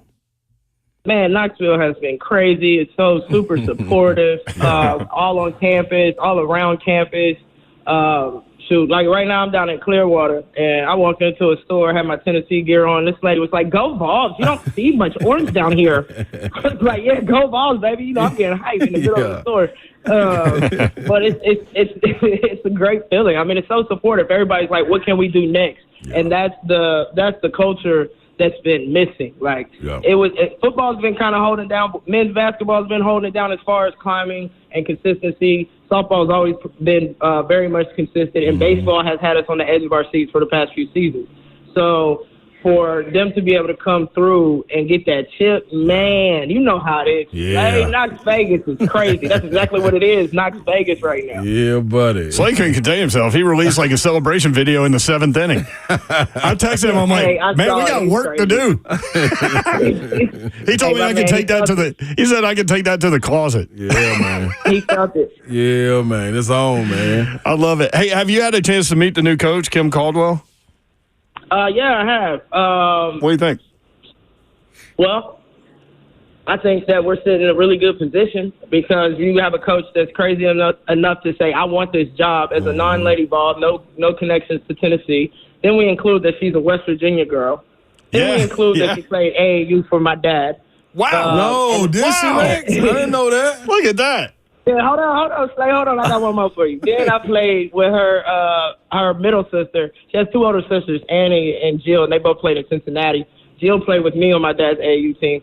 Wow. So, I mean, we got a dog up there, boy. Let's go. It's about to get crazy. So we had her on at the Big Orange Caravan here in Nashville, and she said she was offered she got the first call on April 1st, and I'm like, Danny. He thought it was a joke. Yeah, I was like, Danny, why are you going to call this woman on April 1st? He's like, I had to get a coach. It doesn't matter what day it is. Yeah, he's like, this business. But can you imagine? I guarantee I would have been like, wait, call me tomorrow.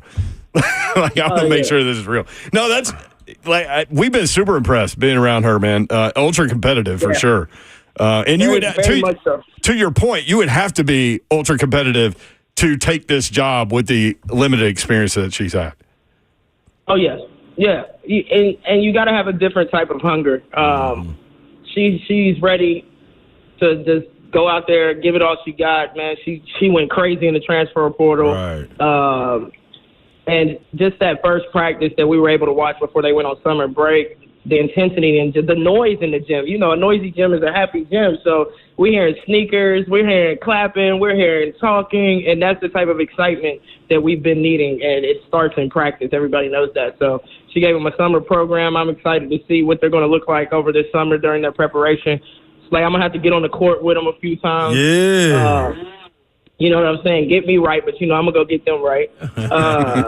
But, yeah, she's excited, and she's very humble but super competitive, and she believes in herself. And I know myself, my family, we definitely believe in her as well, and I think that the fans will get on board once she comes out and starts getting those W's. But she'll have the girls playing hard, and that's what we've been missing. Most definitely, man. Lex, I'll be up there soon, man, to lock in. You know, man, I got to check the fellas out, man. So I hopefully I get to check the women out as well. And then, me and you, we do our thing, But, you already know. Yeah. but let me ask you this, man. The WNBA has been a hot topic as well with Caitlin Clark, Angel Reese, and this new freshman class. Rakia also coming in with this class. What do you think it is right now? Like, what's as far as we understand the vibes, but how is everyone taking it in stride? Is the new eyes that's being put on it, are they taking it out of context, as far as people saying beating her up and things of that nature? Where are you at with the WNBA right now?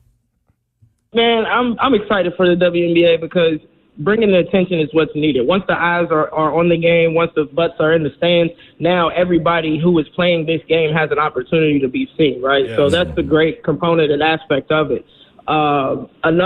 Another probably negative aspect would be the fact the narrative that they're trying to push. I definitely don't agree with them. Every rookie gets welcome to the league. I don't care who you are. The bigger the name, the harder the welcome. So because it's like you did that in college. We love that. We want you here, but you still gonna have to prove yourself because we've been doing this. Yeah. So, and people gotta understand that. Anybody who doesn't understand that, you've never played competitive sports in your life. So really, you have no space to talk at all. Like, exit the conversation because you don't understand what competitive sports are. If I am nice to you and allow you to do what you want, I don't need to be playing. Yeah. Right? Yeah. So I'm going to come challenge you. You're supposed to be the best scorer. You're supposed to be the best bitch. You're supposed to be the best. Okay, show me. Right? And that doesn't mean that it's going to be easy. If anything, it's going to make it harder. Right? And she was exposed during the NCAA tournament with dealing with physicality. Yes. And that's all the league is. Like, I kept saying this. I was like, listen, the league is a whole different level of physicality. These are grown women with kids. They snatching up grown kids. You know what I'm saying? Exactly. It's a different type of strength. But I think that she's so highly skilled that once she gets these reps under, whether that's towards the end of this season or by the beginning of next, she'll be able to be more consistent and, probably be more comfortable in her role. But right now, people are trying to push her to be something that she's not quite ready to be yet. Right. There she is, Alexis Hornbuckle, all SEC, holds the Tennessee record for most steals, back-to-back national championships at Tennessee, and then 2 WNBA titles. Only player ever to win a college national championship and a WNBA title in the same year. Alexis, always good to talk with you. Glad to hear you're doing well. And, keep repping down in Clearwater, Florida for everybody. Yeah, absolutely. I got you. I'll hit the beach. Lex, you got anything else you need to plug? You got anything going on, man? Yeah, actually, I do, man. July 9th through the 25th, every Tuesday and Thursday, we're doing sports. We are fusing sports and mental training. Derek Furlow and I teamed up with the YMCA in East Tennessee.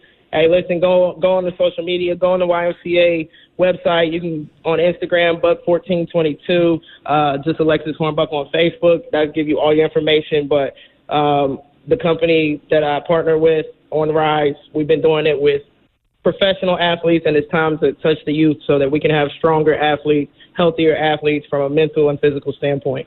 Love it. Awesome. Say no more. Appreciate you, Alexis. Thank you, man. For sure, man. Thank y'all. All right. See you. Man, she's great. My dog right there, man. Every Tuesday, Thursday, July 9th through the 25th. Check Alexis Hornbuckle out on Facebook for more info there. When we come back, Mickey Ryan and I had Pat Summitt on a couple of years before she was diagnosed, and we asked her a couple of things that kind of stand out now that we remember her 8 years after her passing away on this day 8 years ago. Stay tuned for that. You'll want to hear it. 3HL 1045 The Zone.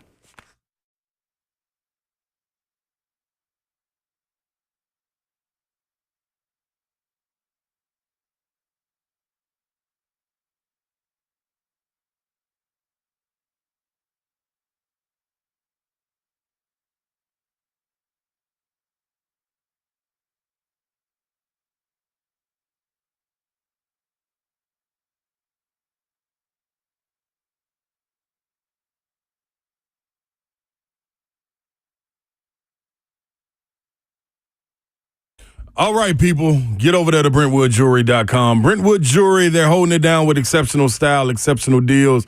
They've been doing it every day for over 50 years and will continue to do it, especially when you walk in there, I promise you. Even if you go and you look online, you'll go through all of the rings, watches, jewelry that you can think of, heirlooms, whatever it is, man, I promise you they're going to do it the correct way. 7012 Church Street East, located in the heart of Brentwood, just off Franklin Road. So easy to get to, man. And I promise you, Brandon and the team will not let you down. Looking for an engagement, they going to take care of you. They took care of me, man. First, ask your partner how involved they want to be in choosing the ring. How you communicate and plan together before the wedding says a lot about the relationship for years to come. Next, discuss the expectations. And if she wants to be involved, stop by Brentwood Jewelry to browse for rings together and get valuable feedback. It's real easy, man. Brandon and them made it so easy for me. I had an hour block. I used 15 minutes of it. Got me in and out of there. Yep, and everybody was happy. 7012 Church Street East, BrentwoodJewelry.com. Get there.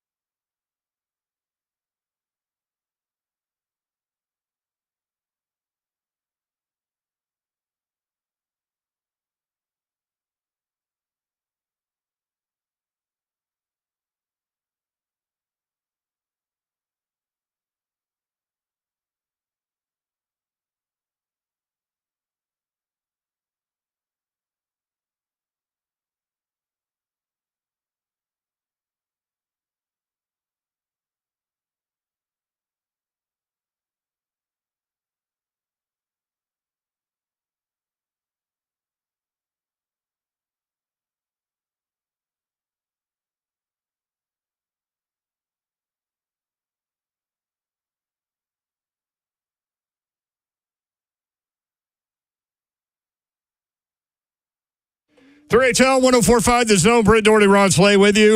You can follow me on Twitter at Brent Doherty. That's where Alan wrote, if I wanted to hear FM political talk radio, I'd tune to 99.7 sports in all caps. We did not offer one political opinion. We did not talk politics at all. Zero. Just want to make that point. People hear what they want to hear, and I get it. We did mention the debate, and I mentioned my granddad with Alzheimer's. Did not talk about politics.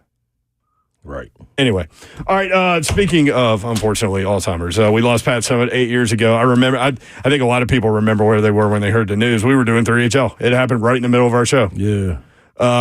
And we went to her press conference live. But in August of 2011, Pat Summitt announced that she had been diagnosed with early onset Alzheimer's. I know you've dealt with that in your family. I have too. Most people have. She passed away on June 28, 2016. Back before 3HL, Mickey Ryan and I did a show called Overtime, which was on at night after afternoon drive. Like for a while, it was after George Plaster.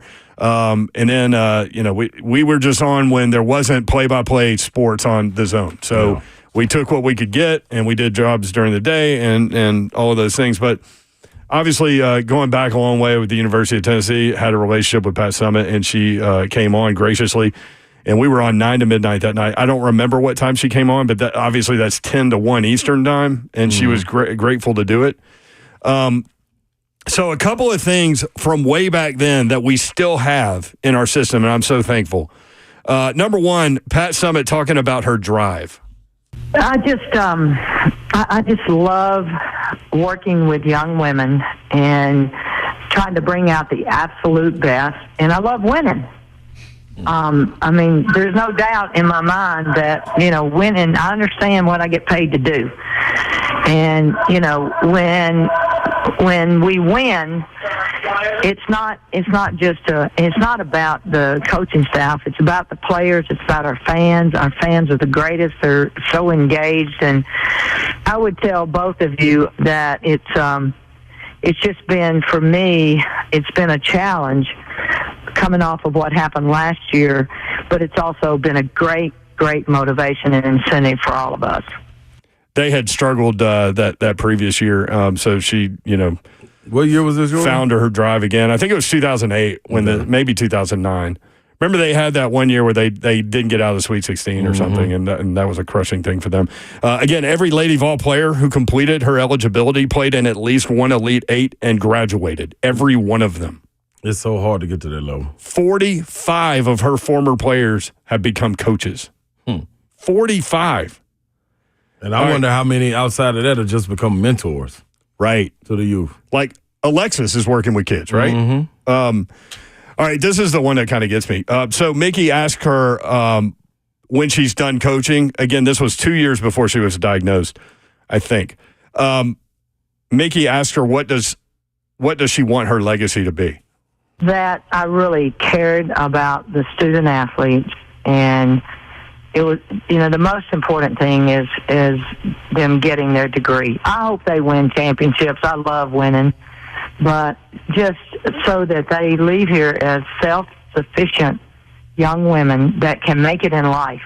You never know what's going to happen.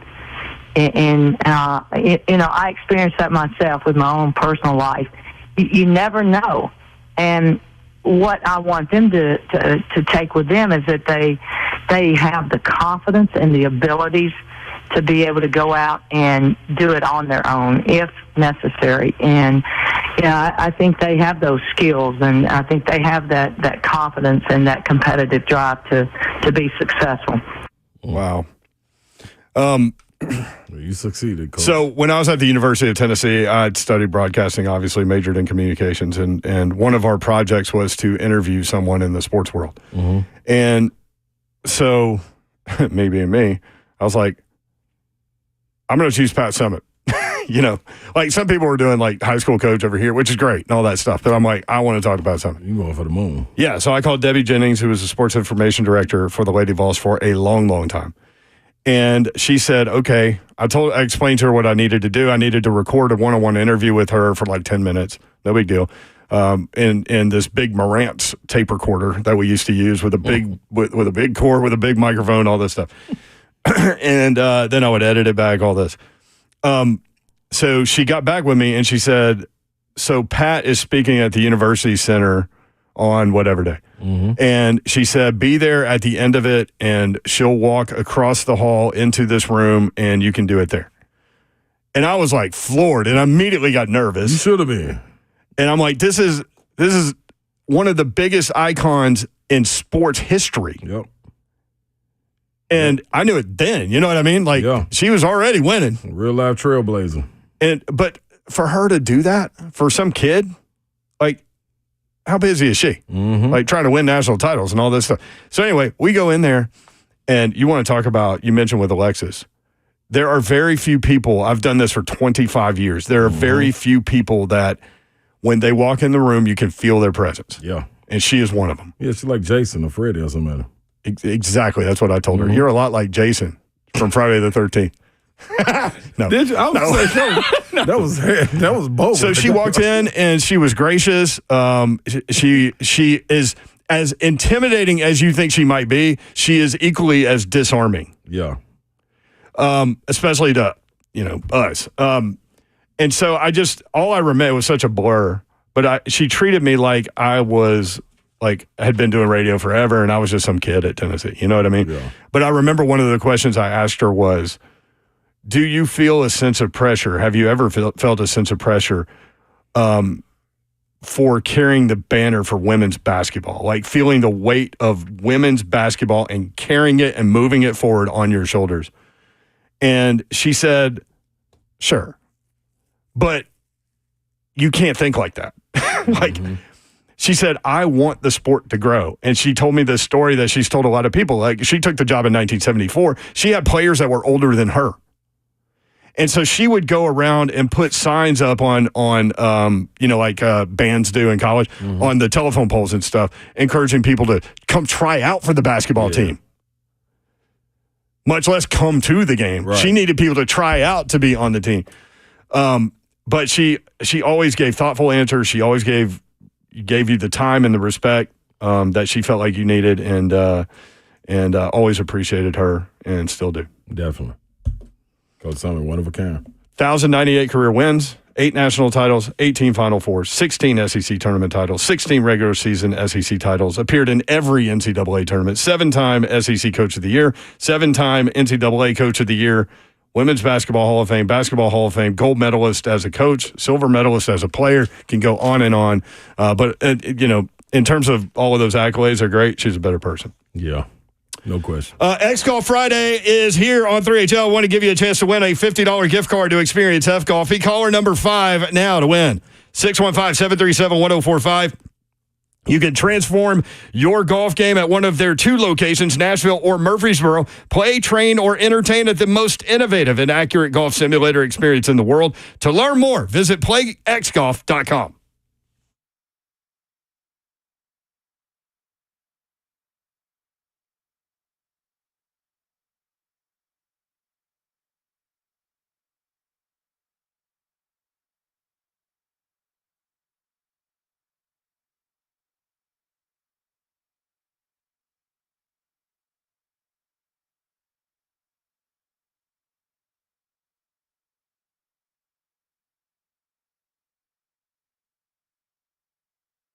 Gupton Dodge Chrysler Jeep Ram. That's where you need to go to get that next new vehicle. And you can get it done this weekend. Maybe you've been thinking about it for a while. You don't need to. You can just go ahead and pull that trigger and go and get it done at Gupton Dodge Chrysler Jeep Ram. They've got you set up, whatever you need. Just let them know. Daniel Gupton and his crew ready to help you out. No pressure at all on you from them. They simply want to know what you're looking for. So if you need more space, maybe you need that third row in that vehicle. Maybe you need less of a payment. Maybe you need better gas efficiency. I don't know. But just tell them. They'll get you in the vehicle that's right for you. You take your test drive and you go inside. They will help make the numbers work, and it'll be that easy. Get it done this weekend. Now's the perfect time. 24 westward Clarksville, exit 35 is about 9 miles outside the city. Straight shot into the best vehicle buying experience that you've ever had. I bought multiple vehicles from these guys. They're awesome people. Gupton Dodge Chrysler Jeep Ram, 3450 Tom Austin Highway in Springfield, Tennessee, about 30 minutes from downtown Nashville. Check them out online. All the dealership information is there. Address, phone number, deals they have going on right now, inventory, all of it there. GuptonMotors.com. That's Gupton Dodge Chrysler Jeep Ram.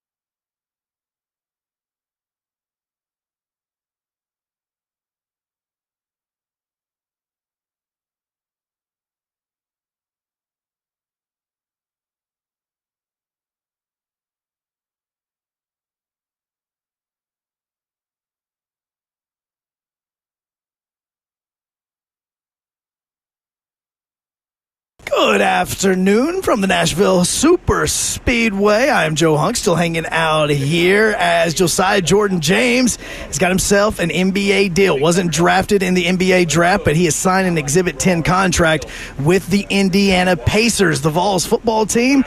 They're getting disrespected on EA Sports, but they're getting respect on the recruiting trail because 4-star defensive lineman Marion Dye just committed to the team earlier today. Now, as far as EA Sports is concerned, if you happen to miss it today, they dropped the overall rankings. And yes, because of the offensive and defensive numbers, the Vols are outside the top 25 in this as well on the brand new game that's going to drop in 17 days. For all your foundation repair and waterproofing needs, you need to visit USSTN.com. Breaking news at once on your home for the Vols, the flagship station for your Tennessee Titans, as well as home to 3HL. This is 104.5 The Zone.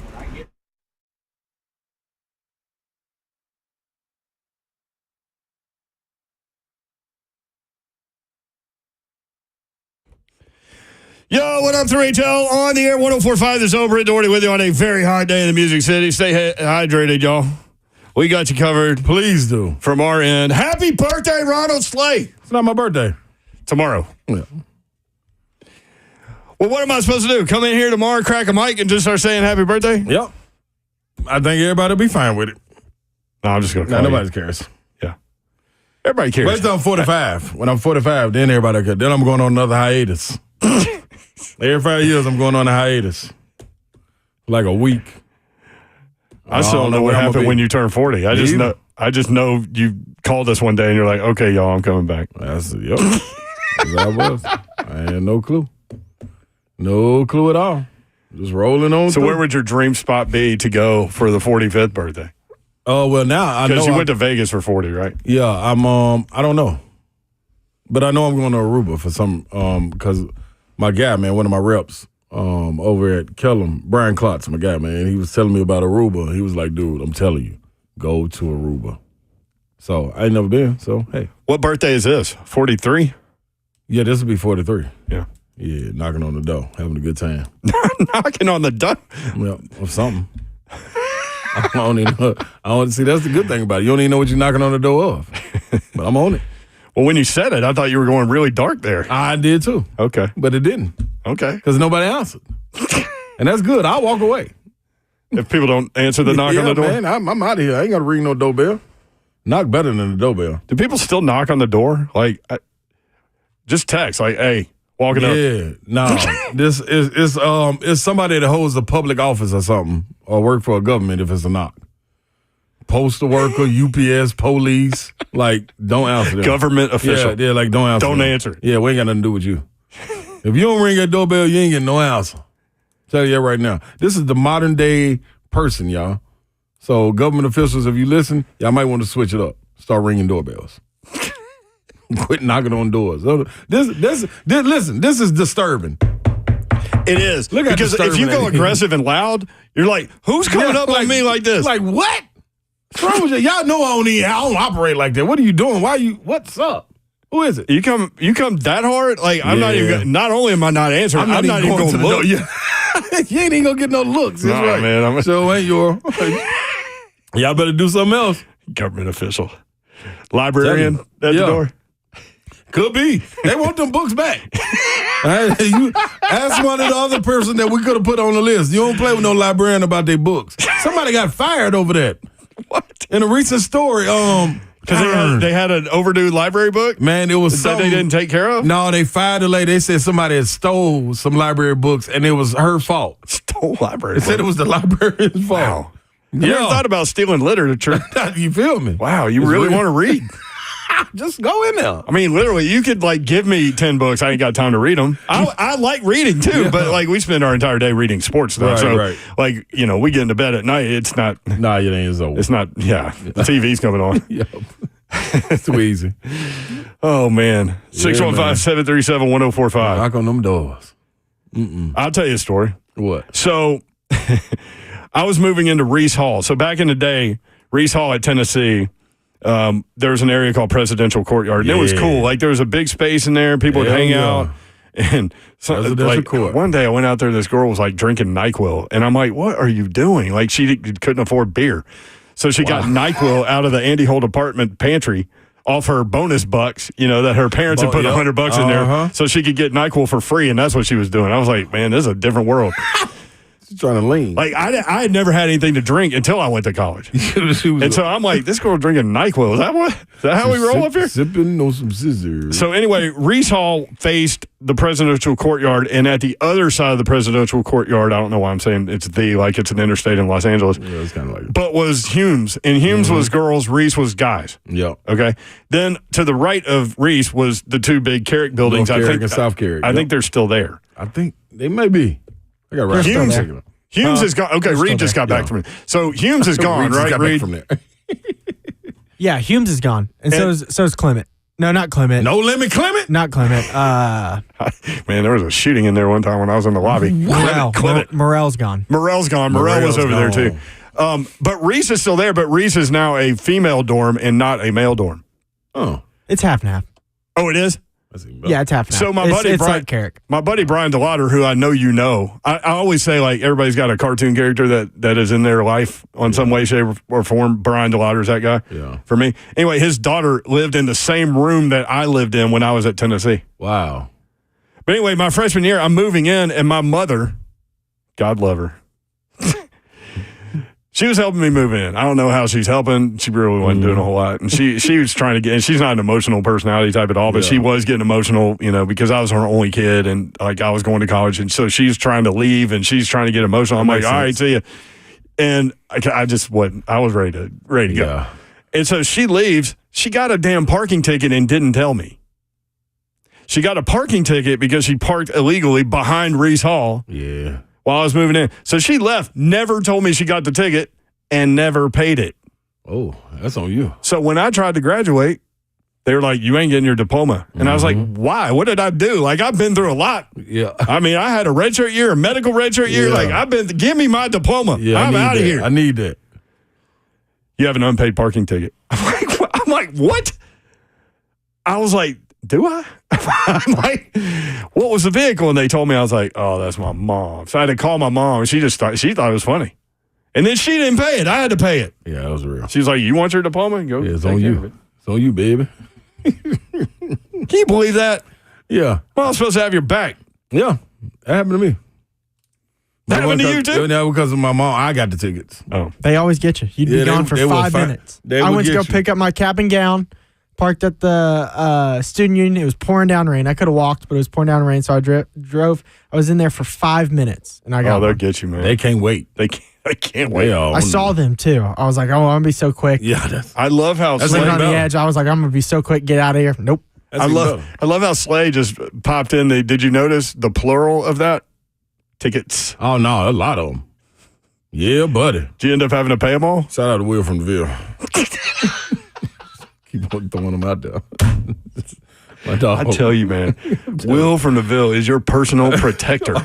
I mean, it was funny at the bar in the hotel at the wedding, and we're getting ready to leave.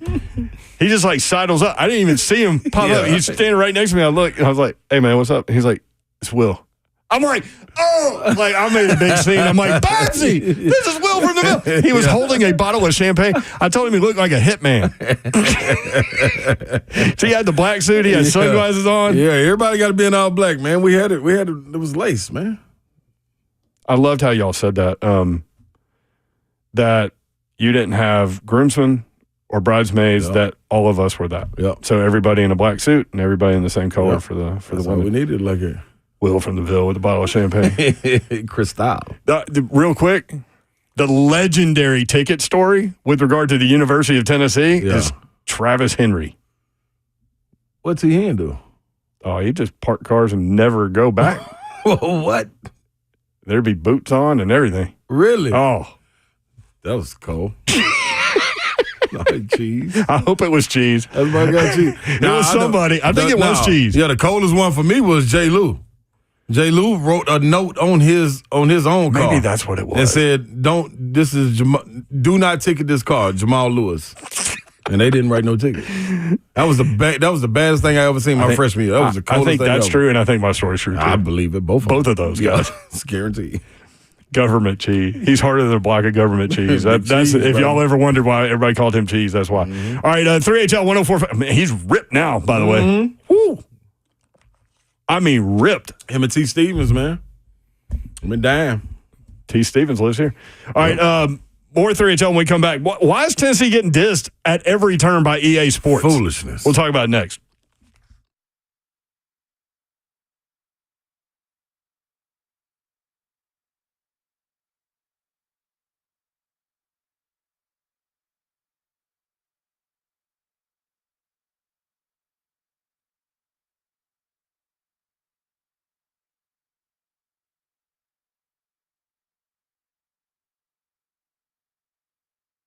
Summer is here. Maybe you need Artisan Custom Closets. Kids running around, outdoor activities. You've got lawn care, maybe pool parties or pool bags, bikes, helmets, you name it. The summer is for the outdoors, and maybe your garage or your outdoor storage space or even your mudroom or laundry room is an absolute mess because it's a landing place for all the things that you don't want in your home, dirty shoes and outdoor toys and tools.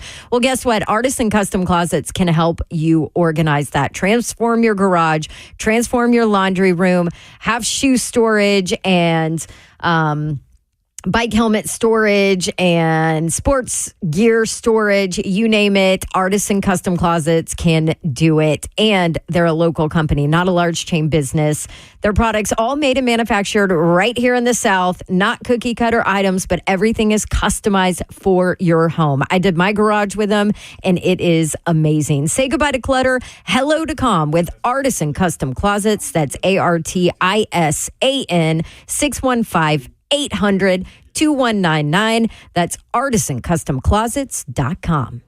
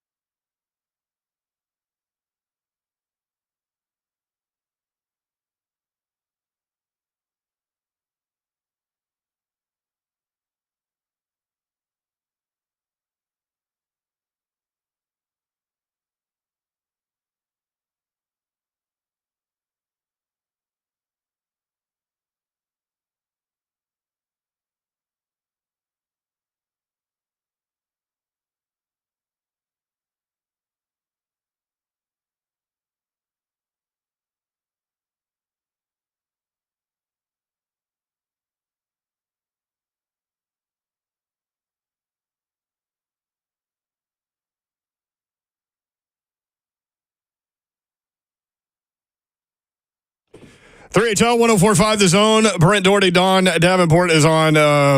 See, that's how I just start rolling. She's on assignment. She'll be back on Monday. Yeah. But I'll start rolling through like she's here. I mean, she's in the spirit. And she's always with us. Slay Dog's here. You can watch the show live, YouTube, Facebook Live, and Twitch. Twitch, please. Thank you, Reed, producing the show. Talked earlier, which two sports figures would you like to see debate? Somebody wrote me on Twitter. Let's say, well, I'd like to see Ricky Henderson debate Ricky Henderson. That would be a long day. Somebody said the same thing about Jameis Winston. That would be both of those. Like, because both of them, they can't lose. Like, they are so competitive with themselves because it's talking in third person. They can't lose. Quick note, the New England Patriots are an underdog in every game this season for the first time since 1960. Wow. Good luck, Gerard Mayo.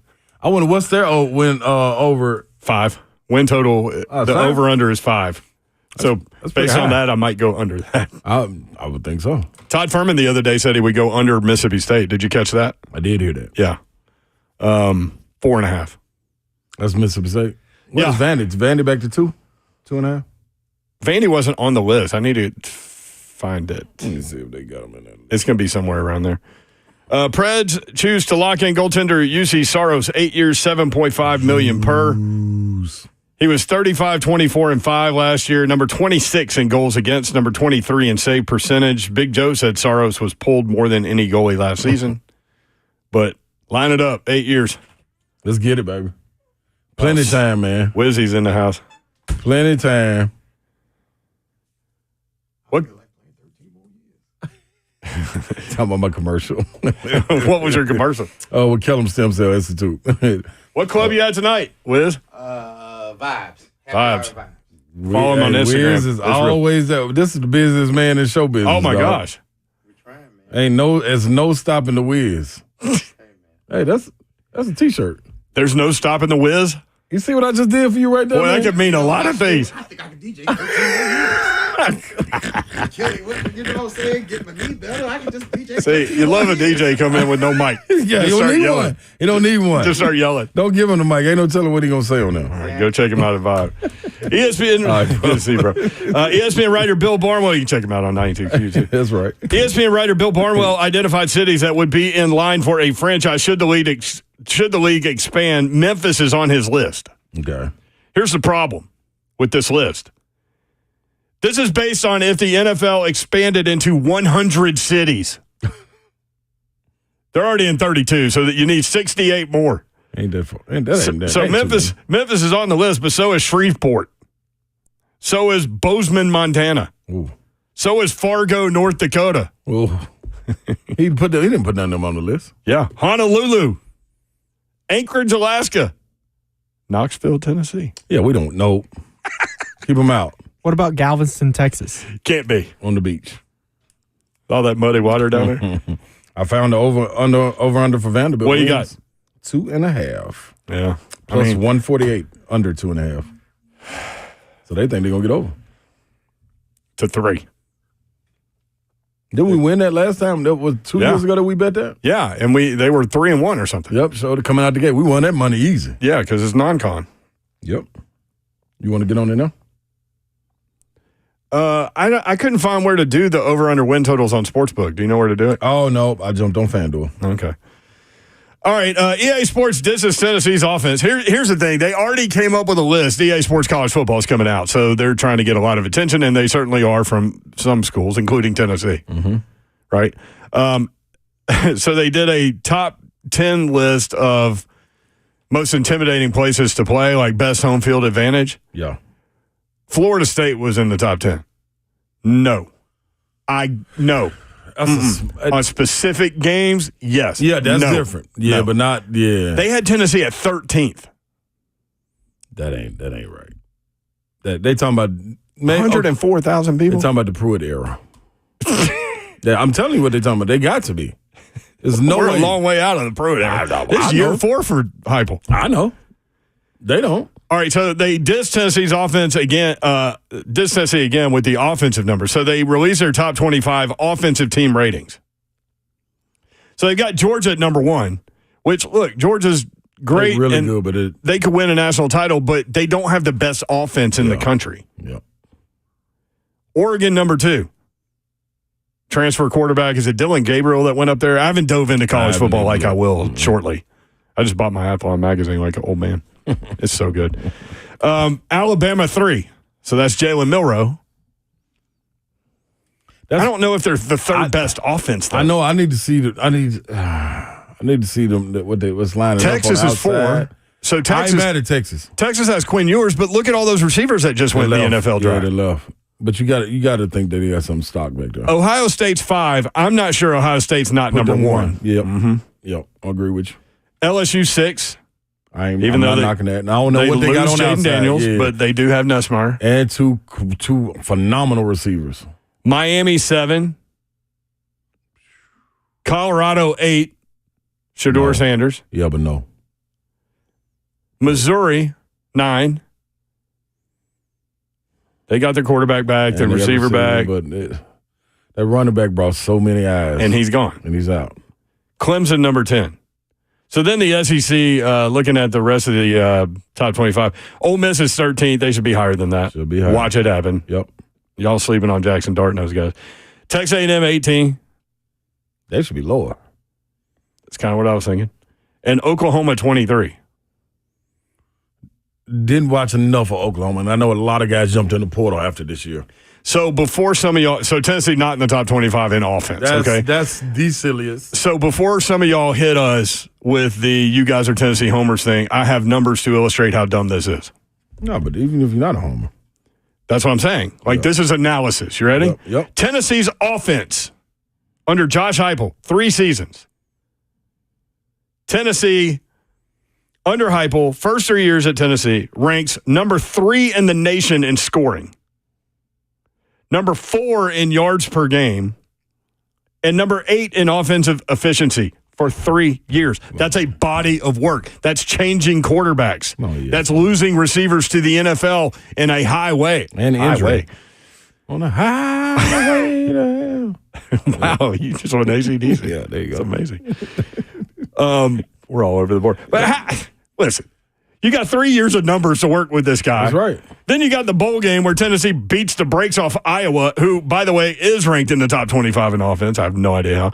Most points scored against Iowa all season. Iowa was giving up 13.2. Tennessee scored 35.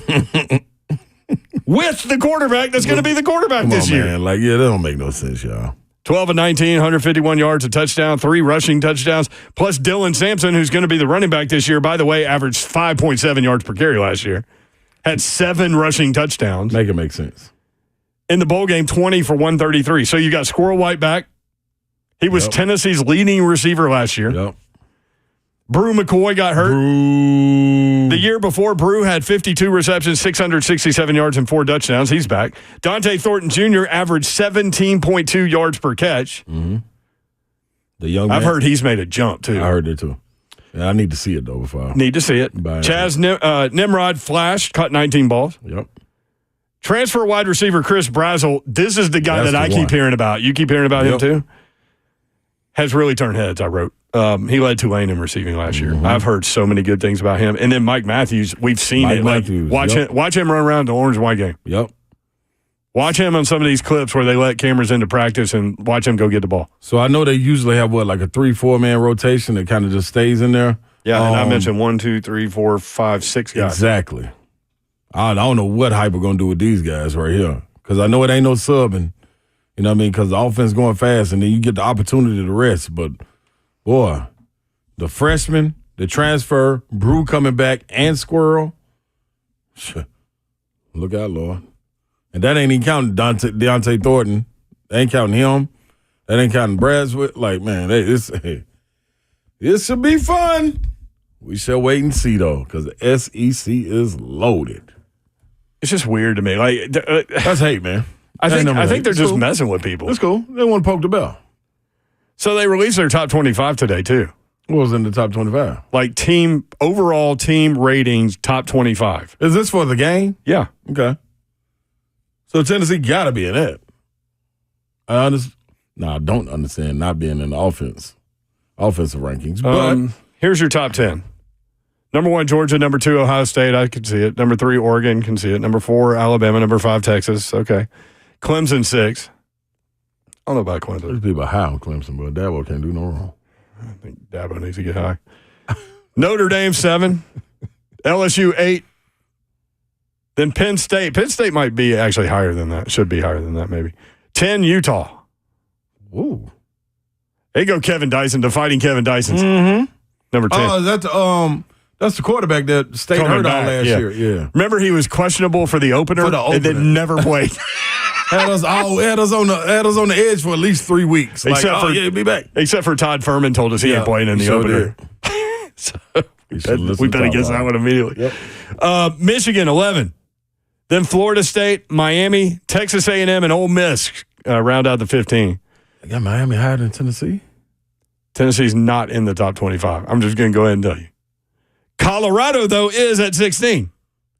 Colorado, their over-under win total is 5.5. They have them ranked 16th in America. Come on, EA. What we doing?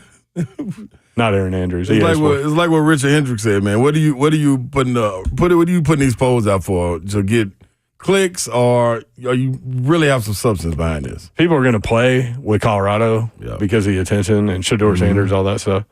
So maybe that's why they want them up there. I don't know. Oklahoma 17. Which, by the way, Oklahoma was picked. Bet Online, I did yesterday. They were 9th in the SEC. You sure did. And they've got them 17th in the country. Wisconsin 18. Never buy into them. No. Although I would like to go to a game at Camp Randall. Just the way they jump around and all that stuff. Like, it's loud. I've heard that's like an SEC place. 19 USC. 20 Virginia Tech, who opens here against Vanderbilt. Do they? Yeah, 13.5-point favorite. What y'all got, Vandy? I mean, a big L in the opener is what they got. Virginia Tech good. Mm-hmm. Mose Phillips kid plays for him. Oh, okay. Plays corner. NC State, 21. Kansas, 22. Arizona, 23. Oklahoma State, 24. And Iowa, who Tennessee just beat 35-0, 25. No Vols. I didn't say go Vols. I said no Vols. I wonder where they would be. I wonder what they got them, 34th? Who knows? Like, wow. Maybe 35 out of respect for you. Gaslight. I'll take that. Gaslight them. That's all we're looking for anyway. A little momentum. I know, because all those players are going to be playing that game, so they're going to be well aware of all this. Let's get it on. Let's get it on. That's what I want. It's a great song. I might listen to that in the car. Let's get it on. Let's love, baby. James Pierce. Yeah. He could. You know what the sack record is at Tennessee? Single season? Mm-hmm. What? 15. Reggie White. He had, 10.5 last year or something like that? Yeah. He had a cold streak, too. That's what I'm saying. Mm-hmm. Yeah. He will be game planned, for Without sure. question. So, but, I mean, they started moving him around. And they got other guys, too, that's chomping at the bits, which is good. So, somebody going to be able to eat off of him. Yep. Lethal Latin pointed out something we were just about to bring up. Dalton Connect got his number. What number did he get, Slado? He got 4. Connect 4. I love it. It makes sense. When we come back, there's a guy that has an item that is commemorating Tennessee's baseball national championship, and he'll describe what it is and give you the information where you can go get it. That's next. 3HL 104.5 The Zone.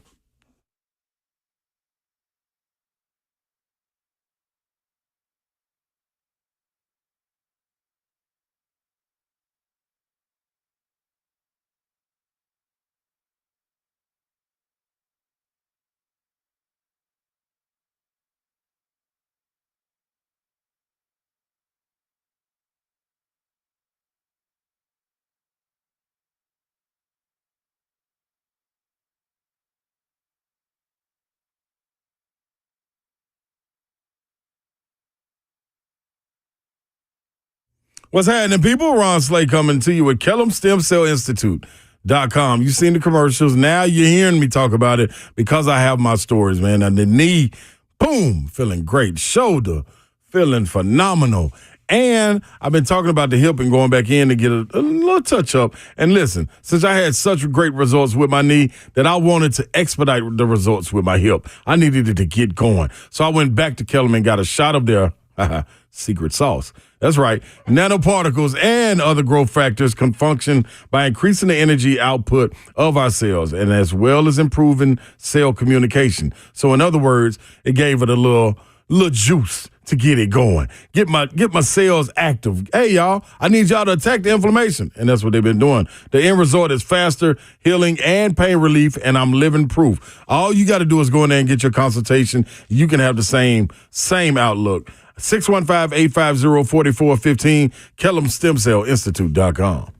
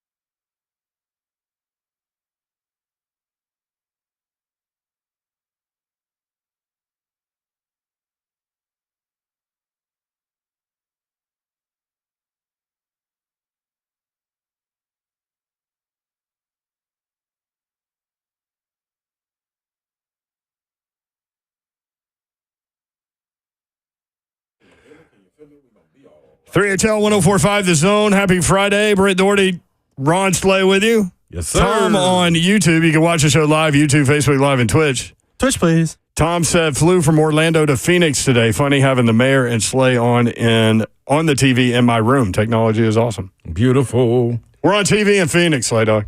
Oh, beautiful. Everything's beautiful. Boy, if y'all could have heard us cut the promo for Monday. Oh, yeah, this is a good one. Wait till you hear it this weekend. This is a good one. You're going to hear it and you're going to be like, man, these guys have no idea what they're going to talk about on Monday, which is definitely true. Like, what? How in the world can we come up with hey, I know for a fact we're doing this, this, and this on Monday? Anything could happen this weekend. Well, we're waiting on it. Or nothing. And then you can talk about which two sports figures you want to debate. The best answer, I think, was Jameis Winston debating Jameis Winston. Or maybe Ricky Henderson debating Ricky Henderson. Those were the two best.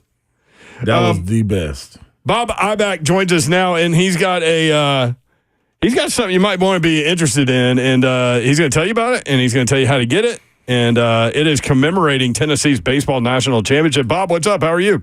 Hey, Brent and Slay, nice to be with you guys. I did talk radio for many years in sports, and you guys are having too much fun on the air. Can you imagine cutting during the break, leading into you, cutting the promo for Monday? That's going to run all weekend. I'll tell you what, it's been a fun week, and I know it started off with a nice celebration out in Omaha when Tennessee came back after they lost that opening game in the College World Series, come back and win 2 in a row, and you know they won their first baseball championship. I went back and looked at this. I couldn't believe it. It had to be a typo, but it's true. Since 1897.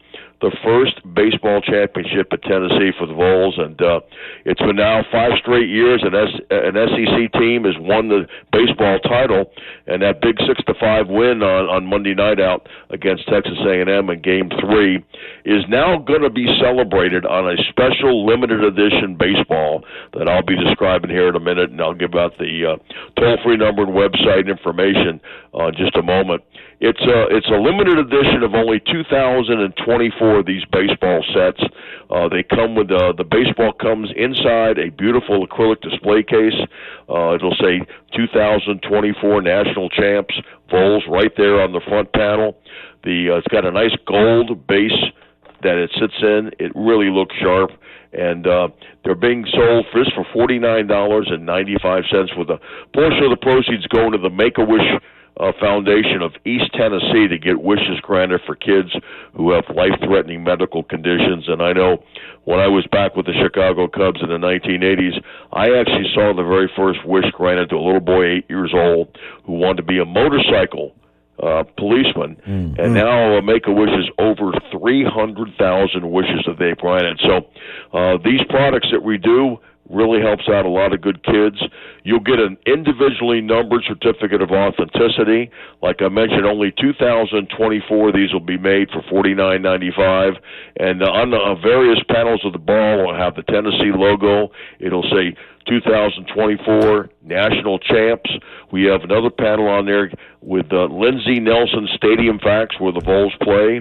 And then another panel on there, kind of a recap of some of the games that they won out in Omaha to win their first ever national title in baseball. And it's the first time, I was looking this up, first time a number 1 ranked team coming into the to the World Series since 1999 to go on to win the title. So it's been, 23 years since that happened. So this is very historic. You're going to want to get it. We only have a couple hundred left.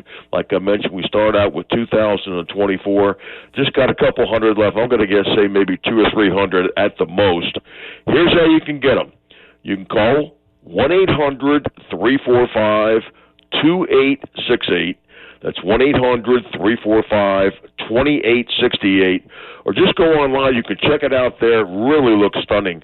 NIKCosports.com. It's spelled NIKCosports.com. That's NIKCosports.com. Or again, that number, 800-345-2868. Snag yourself something that not a lot of people are going to have. This is limited. Only 2,024 of these championship baseballs with that gold base and in the acrylic display case will be made. And we're hoping that by the end of the weekend, we can announce a total sellout and raise extra monies for that Make-A-Wish Foundation there in East Tennessee. Thank you, Bob. Great job, man. We appreciate it. Good luck with everything, and well described. We've got a picture of the ball. It looks great. Yes, sir. Okay, you guys have a safe weekend, and we'll catch you down the road sometime. Thank you, Yes, Bob. sir. All right, NICOsports.com. That's NIKCO sports.com. Cool thing. Yeah, man. I mean, you always want a piece of, championship if you can have it. I'm just randomly getting things like packages delivered. I forgot I ordered. Sometimes that's a good thing. Commemorating Tennessee's national championship. Oh, did you? Hey, you're on board then. I want that jersey. I got to find that jersey with that patch on there. Somehow, some way. Finding that jersey with the World Series. Even if I got to go up there and just talk to the equipment manager. I got to do what I got to do. Somebody don't want it. I've been to people. Can you not buy that? I wear. I don't know. That's what I'm saying. Okay. That's my problem. You can find anything on the internet, can't you? Yeah, but that don't mean it's going to be real. I need something real. Oh, yeah. You want to, feel it. Yeah, man. Yeah. When I put it on, I want them to know, oh, that's a Vol. That's some little cheesy little thing over here. Nah, they ain't just some dude with a little jersey on that say World Series now. I can get somebody Looks like you got to have a cereal box. Yeah, man. I get somebody to sew that on. Do they still put prizes in cereal boxes? Remember that as a kid, man? You loved the prize. Yeah. I ain't sure, though. I'm a cereal guy. I think COVID might have set that back. Why did COVID set that? I don't know. It just sounds like a good excuse. At this point, anytime just something come up, COVID. you just blame it on. You know what, man? The gas, man. The gas in my car I don't get the same mileage, man. Once COVID hit, kind of set my car back a little bit. My car wasn't used to running because I was in the house. Sue Ann says there's no stopping the Wiz. LOL. That was an episode of Seinfeld. Was it? Yeah. He was called the Wiz. I think he was selling electronics. Nobody beats the Wiz. And guess what? Guess what he uses? Electronics to do his he thing. does. A lot of people telling you happy birthday. Hey, I appreciate that, y'all. Kelly Lynn says, Slaylon Burks, happy birthday. My son's birthday is tomorrow. He is a great one then. That's when Slay's birthday is, actually. Let's see. Jamie, my dad was a tutor for the athletic department during the late 80s. He said all the weekly meetings for updates were always with assistant coaches, except women's basketball. Mm-hmm. Pat Summitt, he met directly with her, and she did not play. I love it. Yeah, there wasn't. What were some of the weird stuff you were pulling on Class Check? I mean, it wasn't really weird. It was more smart. Lady Vols weren't getting away with whatever you were doing. No, I think they were getting $15 or $10 to check classes, and every person that they checked and wasn't there, then they would get to $10 and just keep adding up. So I gave them 15 or 20.